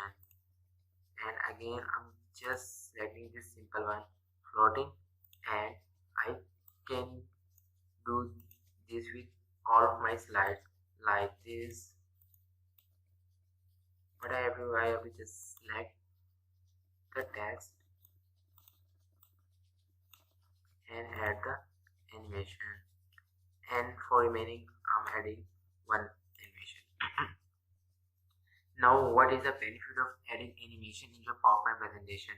I'm just clicking here, or you can press F5. Fine. I click here, you can see there is nothing change in the screen. As I press the arrow key, you can see that our heading appear on the screen. As I again press the arrow key, the very first point comes in the screen again. You can see the effects of animation. And what is this effect? This is called transition that we have did earlier before adding animation to our text. Fine. In this way you can add animation, and if you want to go back from this menu, you can press skip button on your keyboard and you can go back. Fine. And in this way you can add sound in your presentation whenever, let's suppose you are using animation or you are using transition. Fine. Means if you want, whenever your slide change, there should be some type of sound, you can click here and here are the multiple sounds that you can select. Fine. And here is a timer. You can increase or decrease the timer of the sound. Fine. But it's not looking good that you add sound in your slide changing transition. Fine. Again I'm going to animation. Similarly, if you want to add timer or anything in your animation, you can do it as well. Fine. Or it's all about today's video. Make sure you are keep practicing everything that we are using, and you must practice the transition and animation, and you should select a pretty simple and unique animation or transition effect that will make your presentation pretty well.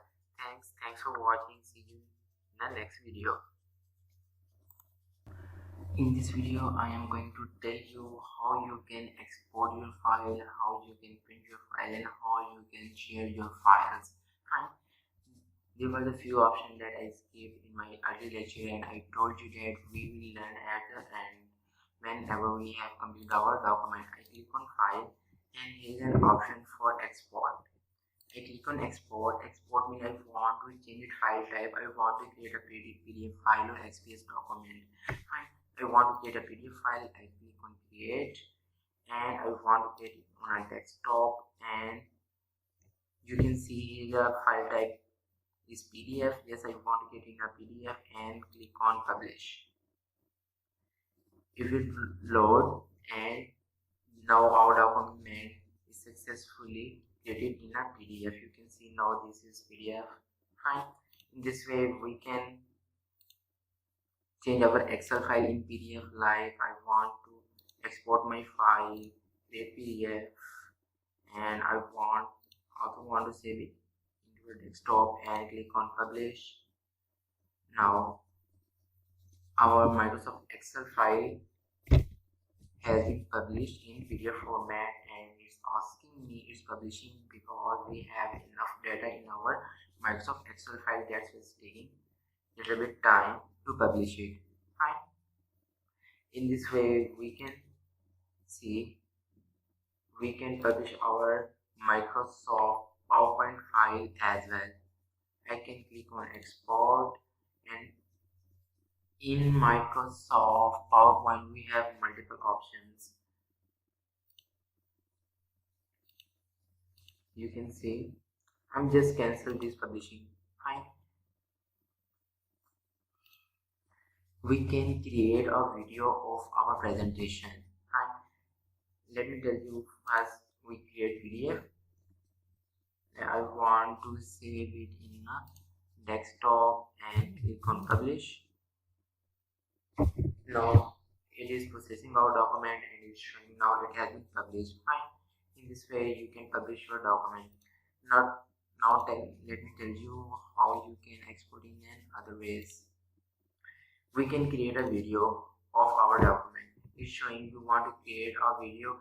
Actually, how video will help you whenever you are making a PowerPoint presentation and we have added some type of transition and animation in your video, in your PowerPoint presentation.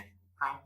And if you want to see how it will be looking whenever you are presenting it into the audience, and you can create a video and you can see the effect of your transition and animation, that is they are looking well or not, or after that they are not looking well or some part of your presentation not looking well, you can change it as well.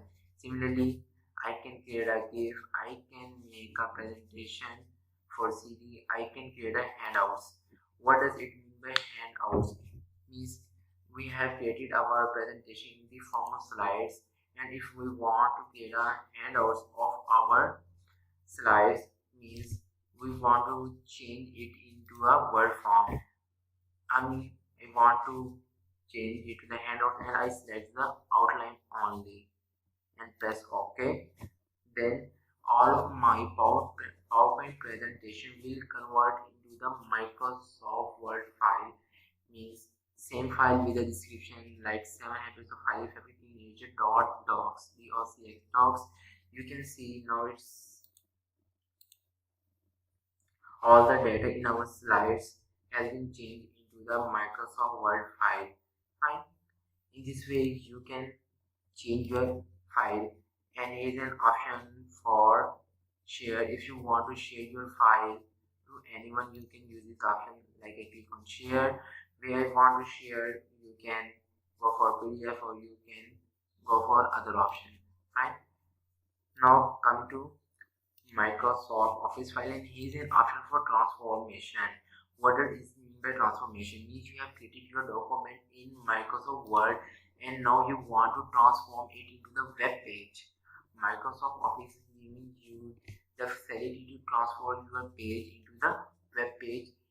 You can go to file and click on transform, and it is giving you a multiple option for transformation. That is type of thing you want to select. You can select the multiple themes. You can drag and drop from here and you can select anything, then you can click on transform, then it will transform your document into a web page. Fine. Now it's transforming our document. You can see our document has been transformed into the Microsoft survey. Now it's just loading and it will show us that how our document has been transformed into the web. It's just taking a little bit time. Oh, that's great. You can see the headings, 7 habits of highly effective teenagers, and here are our remaining data. Fine. Now it's all about sharing option and remaining option that we skipped earlier. I can go for the file and you can see we have seen all the options, and if you want to close you can click on close, and it's asking what do you want to save your file. If you want to save your file you can click on save, and don't save your file you can click on don't save. For now I'm just cancelling it. And in this way you can export your document, you can create video of your PowerPoint presentation, you can transfer your Word document into the web documents. Thanks for watching. Hi, in this video I will tell you how you can remove the background of the picture using Microsoft PowerPoint. It is pretty much easy. Let's see how we can remove. First of all, we will remove the background of our image which have one color background. Then later on we will go for the difficult one. Fine. What we have to do, we have to just click on the insert As we click on the insert, what we have to do, we have to upload the picture. I want to upload the picture from my device. That's why I click on this device and just I click on the desktop, and here is the picture of one of the Pakistani famous cricketer Shahid Khan Afridi. I just click here and insert it. Fine. You can see the picture is with background. Fine. What you have to do, you just have to click the picture. Make sure you are on a picture format. Fine. And here is the option for color. Just click here, and here is the option for set transparent color. Click here.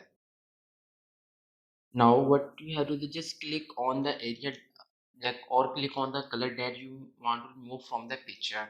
This method will work for only one color, and I will tell you how you can remove the background of an image when you have different color. But focus on this. If you have one color, just I click here. Oh, you can see the background of picture is exactly removed, and it's exactly a great cutting. Fine. If you want to save it, you just, what you have to do, just right click on the picture, and here's an option for save as a picture.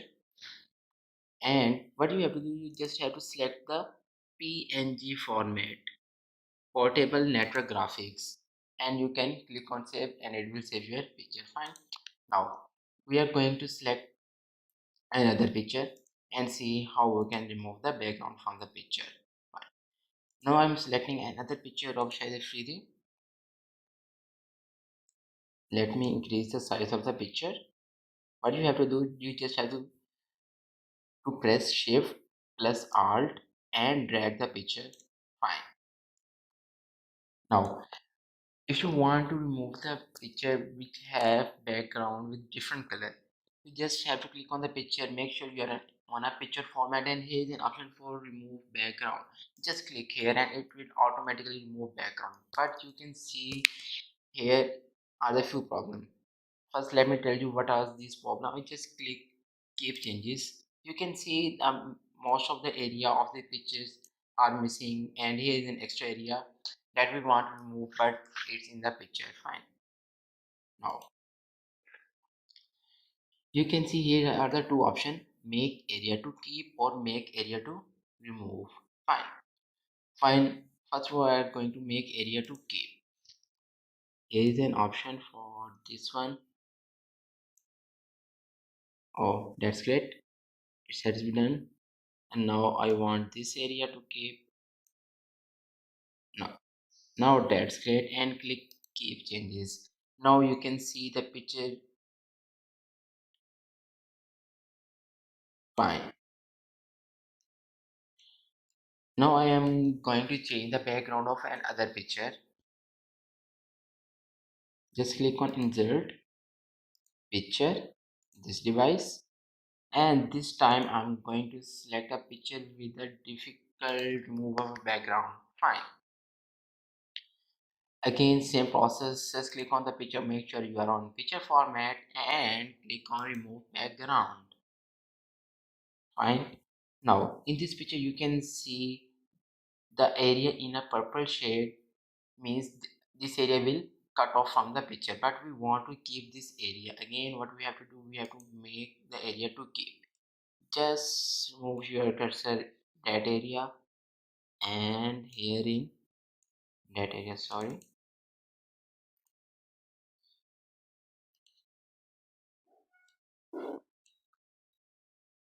still there are a limited area here that we want to remove. Now all the things has been done. Just click here and you can see the background of the picture is removed exactly. Now you can save the picture in PNG format, or you can save the picture in any other format. Fine.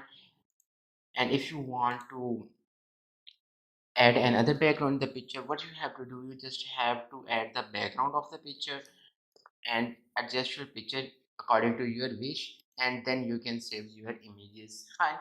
It's all about today's video. Make sure you are keep practicing this lecture day by day. Have a nice day. See you in our next video. I am Kizir. In today's video I will tell you how you can add Grammarly extension to your Microsoft Office, which will help you to correct your spelling mistakes and as well as grammar mistakes in your document. Let's see how we can add Grammarly extension to Microsoft Office. You can see in my Microsoft Office file, for now there is no Grammarly extension is installed. Fine. What you have to do first, you have to close your Office file. Fine. Now go to Google and write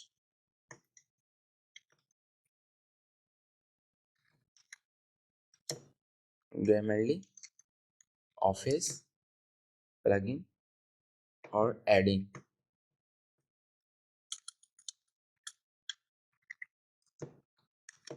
Right. And here's an option Grammarly for Office. Just click here and open it. You can see here's an option to get the adding. It's free. Let's click here to download our Grammarly add-in for Microsoft Office. It's downloading. It's only a few MBs. Right? And see how we can add our Grammarly add-in in Chrome extension. Fine. Let's go to Chrome Store extensions. Fine. Chrome Web Store. Click here and search Grammarly here.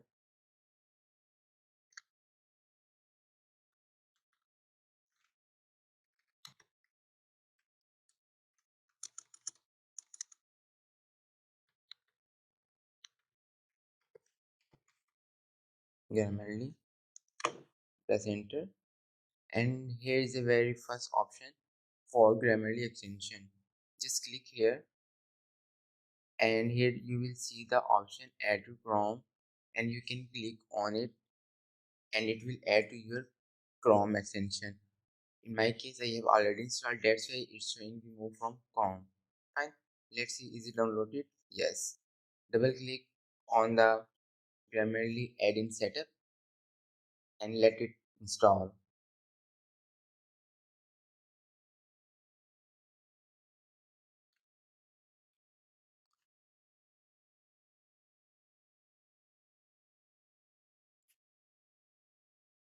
Now we have clicked on Grammarly exit setup and it's installing our Grammarly extension for Microsoft Office.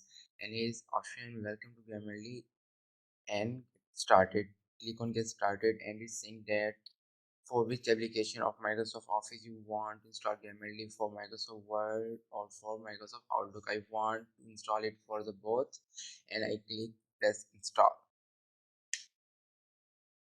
And it's initializing package suite and Grammarly for Microsoft Office Suite is almost ready. And as it completes is setup, it will show a notification that Grammarly is successfully installed. Now what we have to do, we will have to open our Microsoft Office Word or Microsoft Office Outlook application. Then we will see, you can see congratulations message that you have installed Grammarly. Fine. Let's click on finish and launch our Microsoft Word application.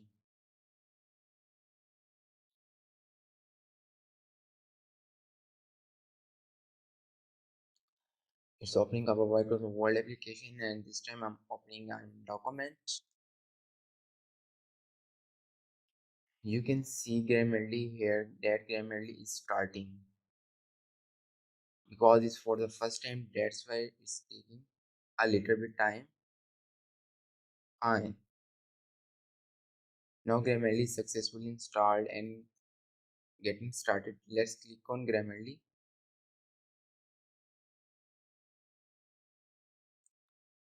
And first of all, what you have to do, you have to log into your Grammarly account and it's trying to log in.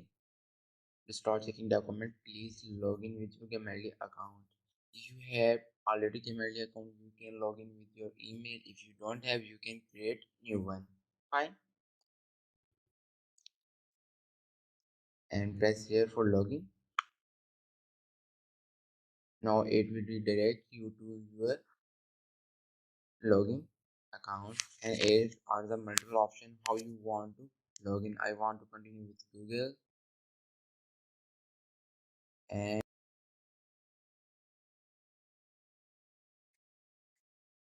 it's asking about open Grammarly. Yes, open.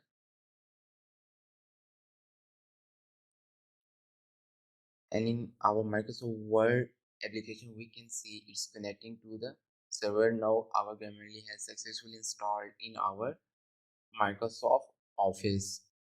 Now you will see all type of your grammar mistake and spelling mistake in your document, and it will show you in the right panel of your Microsoft Office window. Fine. Now here are the multiple options for Grammarly that you can change, like change preposition. When you click on it, and it's saying that on is very much better instead of in at this place. Fine. In this way you can change your document, or all the mistake in your document can be changed. Fine. That's all about today's video. If you like this video, then please share this video and subscribe to this channel.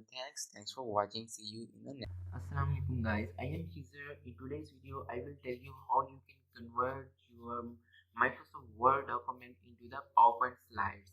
In earlier videos of Microsoft Office, you have seen how we can convert our PowerPoint presentation into the Word document, but in this video we are going to discuss this interesting and new feature of Microsoft Office. Now let's come to topic and go to Google and write www.office.com and press enter. As you press enter, it will open a office window for you. What you have to do, you have to click on this Word document. Fine. As you click on this, and you have to open the new and black document. When I click on it, it opens another document for us. Now what we have to do, first of all we have to input our data into this Word document. Fine. Now is one of my interesting website where I used to read the article. It's which also blog. I'm going to copy this article about 5G network architecture, and I just select the thing and press Ctrl C, and I'm going to paste it into my Word document. I press Ctrl V, and you can see it's adding all the data that we have seen in our article. Fine. Now what we have to do now, I have to convert this Word document into the interacting PowerPoint slides. Just click on the file, and here's an option for export. You can see here's an option for export to PowerPoint presentation. I just click on it, and it's getting some interesting or fascinating templates for us. Fine. Now it has given us a few templates, and we can select any type of design. I'm just clicking on the very first one and click on export. Right. As I click on export, and it's exporting our document and creating our interesting themes for us. Now click on open presentation. As I click on open presentation, now it will open this document into the PowerPoint presentation. Fine. Now you can see, first of all, you can name your document. Like in our case, we can rename it into the Word to PowerPoint. Fine. Word to PowerPoint. Now you can see that all of our data has been added to the Microsoft PowerPoint slide very effectively. Here you can see it adjusted all the data automatically. It has made the points, and you can review all the slides, and if you want to change the slides, you can change the design as well. And in this way we can convert our Word document into the PowerPoint slide. Now if you want to save, you can just go to file, and here's an option for save as. You can click on save as, or you can download a copy, because we are using online PowerPoint, Microsoft PowerPoint. Fine. Now let's see how we can convert our PowerPoint slides into the Word document. Fine. And I'm going to just open my PowerPoint. You can see here I have a PowerPoint slides which contain 21 slides. Fine. You can go to file, you have to go to file, and there is an option for export. You will see here multiple options that in which form I want to export my this PowerPoint slide. I can create a video, I can create a GIF, I can package presentation for CD, I can create PDF, or I can change that. But for now I'm going to create handouts because we want to convert our PowerPoint presentation into the Microsoft Word. Just click on handouts and create handouts. And now it's showing us a multiple options that what type of handouts we want to create as per this PowerPoint slides. Fine. You can read all this and you can adjust according to your need. For now, I'm just click on outline only because I just want to add only text data into my Microsoft Word file. That's why I select outline only and I click on OK. And then click on OK. Now it's changing our PowerPoint slide into the Microsoft Word file. Fine. Now it has done and is showing it here. You can see all of our slide data has been converted into the Microsoft Word document. Now what we have to do, we have to just change the size and font according to our requirements. Now you can see it's looking pretty well, or you can change it according to your need. In this way we can convert our data or our Word file into the PowerPoint presentation and our PowerPoint presentation to our Word presentation. Thanks for watching. If you like this video, then please share it with your friends, and if you have any question you can ask in the comment box, and don't forget to subscribe this channel. Thanks for watching. See you. Hi, I am Kizir. In today's video, I will tell you how you can add Grammarly extension to your Microsoft Office, which will help you to correct your spelling mistakes and as well as grammar mistakes in your document. Let's see how we can add Grammarly extension to Microsoft Office. You can see in my Microsoft Office file, for now there is no Grammarly extension is installed. Fine. What you have to do, first you have to close your Office file. Fine. Now go to Google and write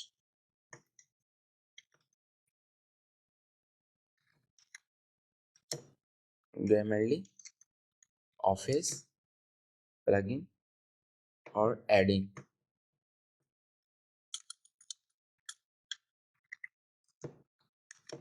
Fine. And here's an option Grammarly for Office.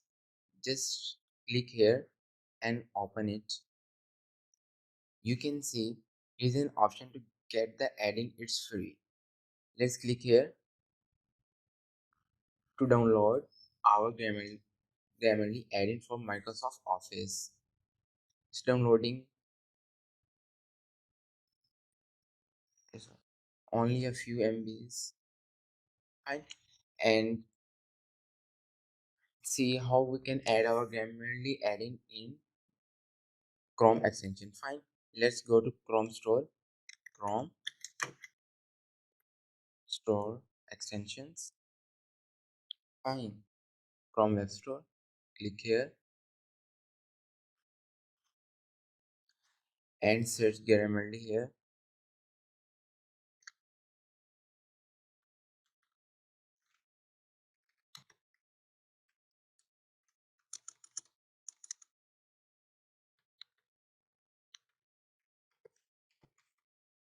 Grammarly.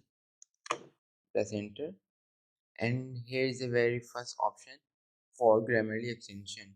Just click here and here you will see the option add to Chrome, and you can click on it and it will add to your Chrome extension. In my case, I have already installed, that's why it's showing remove from Chrome. Fine. Let's see, is it downloaded? Yes. Double click on the Grammarly add-in setup and let it install.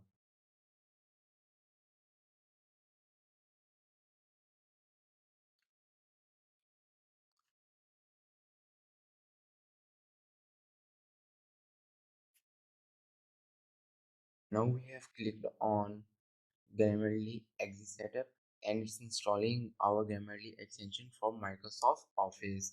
And here is option welcome to Grammarly and started. Click on get started and it's saying that for which application of Microsoft Office you want to install Grammarly, for Microsoft Word or for Microsoft Outlook. I want to install it for the both and I click press install. And it's initializing package suite and Grammarly for Microsoft Office is almost ready. And as it completes is setup, it will show a notification that Grammarly is successfully installed. Now what we have to do, we will have to open our Microsoft Office Word or Microsoft Office Outlook application. Then we will see, you can see congratulations message that you have installed Grammarly. Fine, let's click on finish and launch our Microsoft Word application.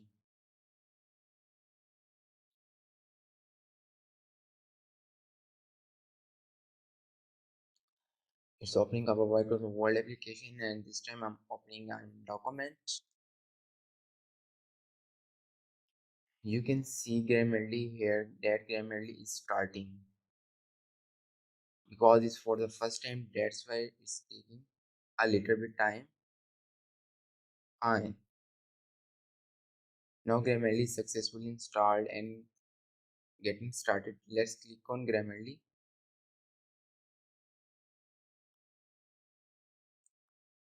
And first of all, what you have to do, you have to log into your Grammarly account. And it's trying to log in. To start checking document, please log in with your Grammarly account. If you have already Grammarly account, you can log in with your email. If you don't have, you can create new one. Fine. And press here for login. Now it will redirect you to your login account and here are the multiple options how you want to log in. I want to continue with Google and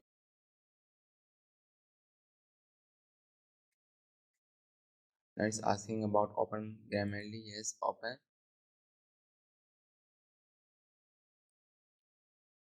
And in our Microsoft Word application we can see it's connecting to the server. Now our Grammarly has successfully installed in our Microsoft Office. Now you will see all type of your grammar mistake and spelling mistake in your document and it will show you in the right panel of your Microsoft Office window. Fine. Now here are the multiple options for Grammarly that you can change, like change preposition. When you click on it and it's saying that on is very much better instead of in at this place. Fine. In this way you can change your document or all the mistake in your document can be changed. Fine. That's all about today's video. If you like this video then please share this video and subscribe to this channel. Thanks for watching. Assalamualaikum guys, I am Kizer. In today's video, I will tell you how you can convert your Microsoft Word document into the PowerPoint slides. In earlier videos of Microsoft Office, you have seen how we can convert our PowerPoint presentation into the Word document, but in this video we are going to discuss this interesting and new feature of Microsoft Office. Now let's come to topic and go to Google and write www.office.com and press enter. As you press enter, it will open a office window for you. What you have to do, you have to click on this Word document. Fine. As you click on this, and you have to open the new and blank document. When I click on it, it opens another document. for us. Now what we have to do, we first of all we have to input our data into this Word document. Fine. Now is one of my interesting website where I used to read the article. This which also blog. I'm going to copy this article about 5G network architecture, and I just select the thing and press Ctrl C, and I'm going to paste it into my Word document. I press Ctrl V, and you can see it's adding all the data that we have seen in our article. Fine. Now what we have to do now, I have to convert this Word document into the interacting PowerPoint slides. Just click on the file, and here's an option for export. You can see here's an option for export to PowerPoint presentation. I just click on it, and it's getting some interesting or fascinating templates for us. Fine. Now it has given us a few templates, and we can select any type of design. I'm just clicking on the very first one and click on export. Right? As I click on export, and it's exporting our document and creating our interesting themes for us.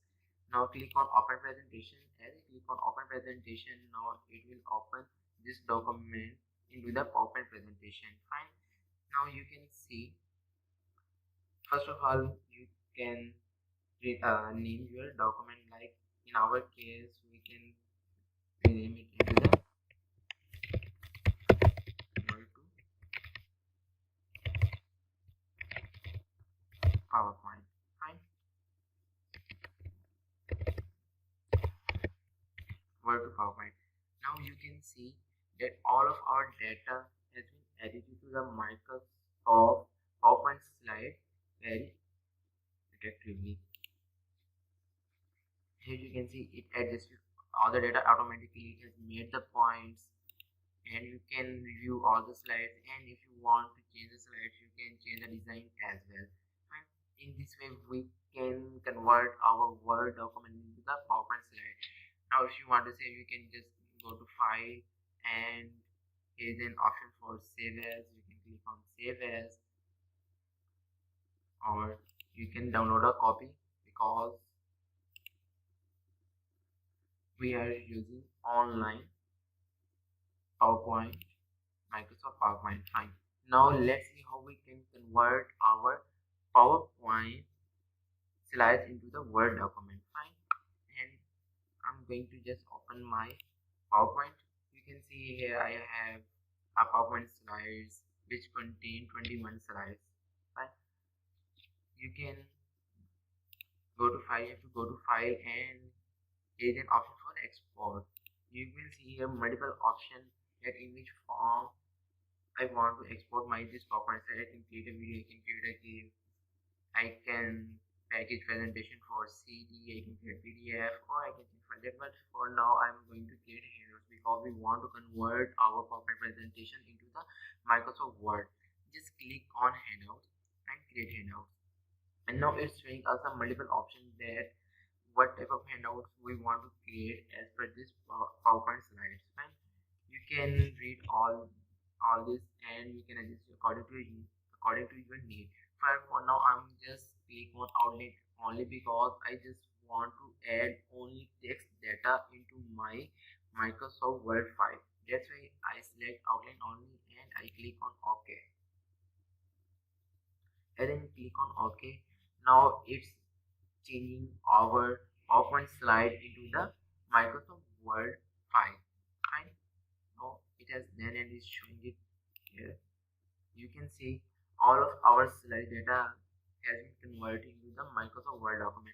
Now what we have to do, we have to just change the size and font according to our requirements. Now you can see it's looking pretty well, or you can change it according to your need. In this way we can convert our data or our Word file into the PowerPoint presentation, and our PowerPoint presentation to our Word presentation. Thanks for watching. If you like this video, then please share it with your friends, and if you have any question, you can ask in the comment box, and don't forget to subscribe this channel. Thanks for watching. See you in the next. Welcome to the last lecture of this series. and this lecture can be a bonus lecture as you see in the title that ultimate features of PowerPoint. And in this lecture I'm going to tell you the ultimate feature of PowerPoint. Let's go and see what are these features. Fine, go to insert, click on insert, and here's an option for screenshot. You can add screenshot in your PowerPoint presentation. Even you can add screenshot in Microsoft Excel and Microsoft Word as well. There are two ways to get screenshot. One way is to clip whole screen that is behind your PowerPoint window. Fine, or you can clip screen.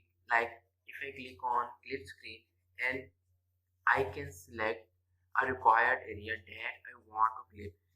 For example, if I want to only clip this paragraph, I can use this feature. You can see it edited this only selected paragraph in my PowerPoint presentation, and it's also giving me the ideas how I want to adjust it. Fine, you can use it. Or if you want to clip the whole screen, you can clip the whole screen as well, like this. Now it's clip the whole screen and it's also giving the design ideas about it. Fine, you can go forward and now I'm deleting both of them, or you can see still it's giving me the designing ideas that I want to use them or not. Fine. Second, one of the interesting feature of Microsoft PowerPoint is go to insert, and here you can see multiple options. You can add video in your PowerPoint presentation as well. If it's asking about where you want to add video, you want to add video from your device, from your stock videos, or from online. If you have any stock video, you can click on stock videos, and if you want to add a video from online source, you can add a video from there. Fine. In stock videos, there you can see there are the multiple videos are available, and if I select only one of them, I just click there and click on insert. Fine, and it's downloading this video for us to edit in our PowerPoint presentation.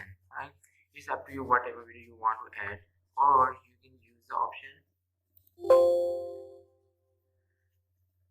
or after it download. In this way you can add the videos from your required source. Means if you want to add the video from your library, like this video has been edited, if I click there or I can play it, you can see you can adjust this video, you can increase or decrease the size of the video anywhere, you can adjust it anywhere, you can play, stop it, or you can drag and drop it and anywhere wherever you want to drag and drop it. Fine.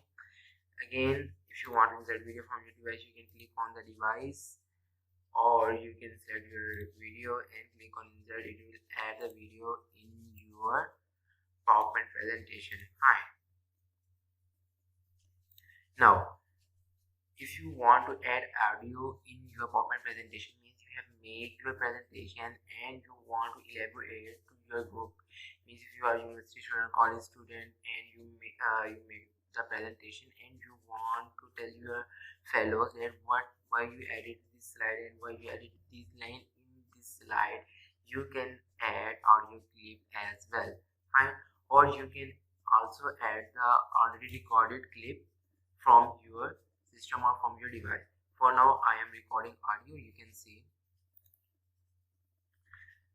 and it's asking me to record your audio. I'm saying it's fine, and let's start. Okay, fine.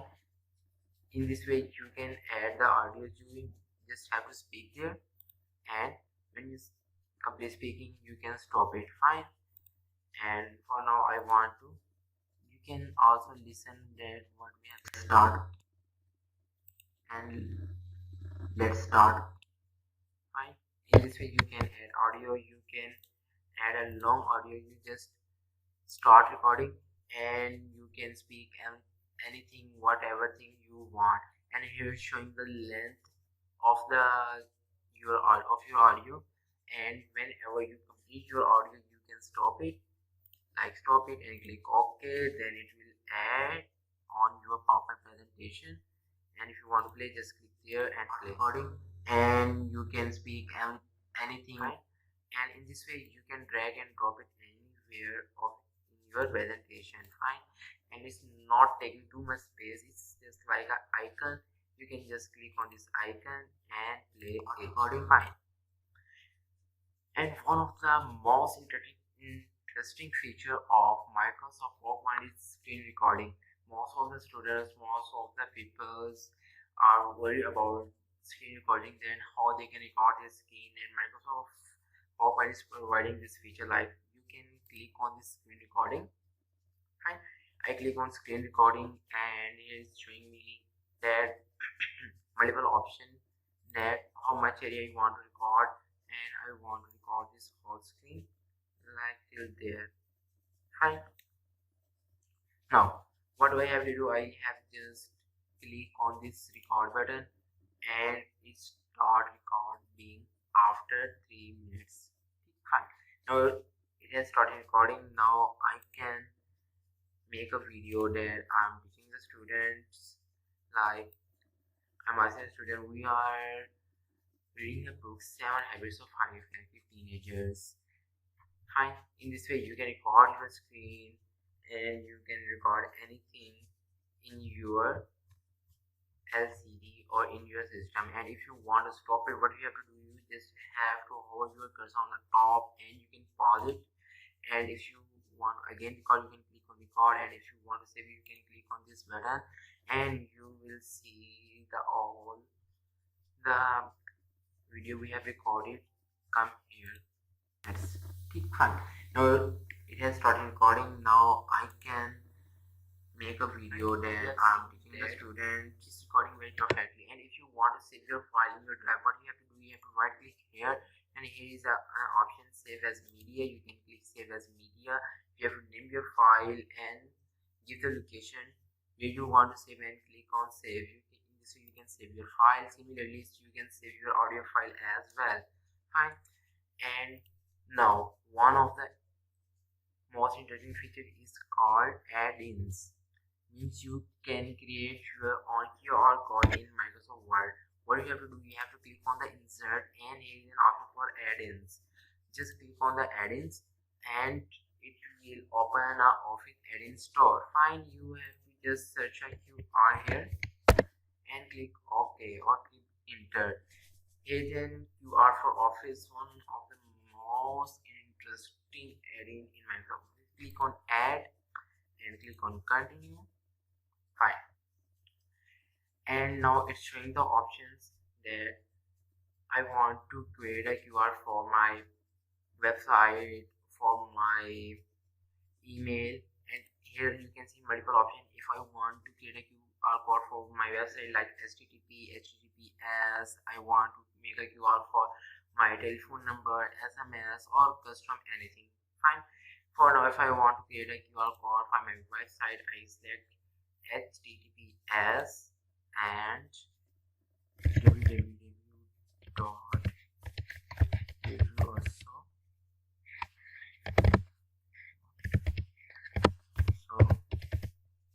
blogs.com, right?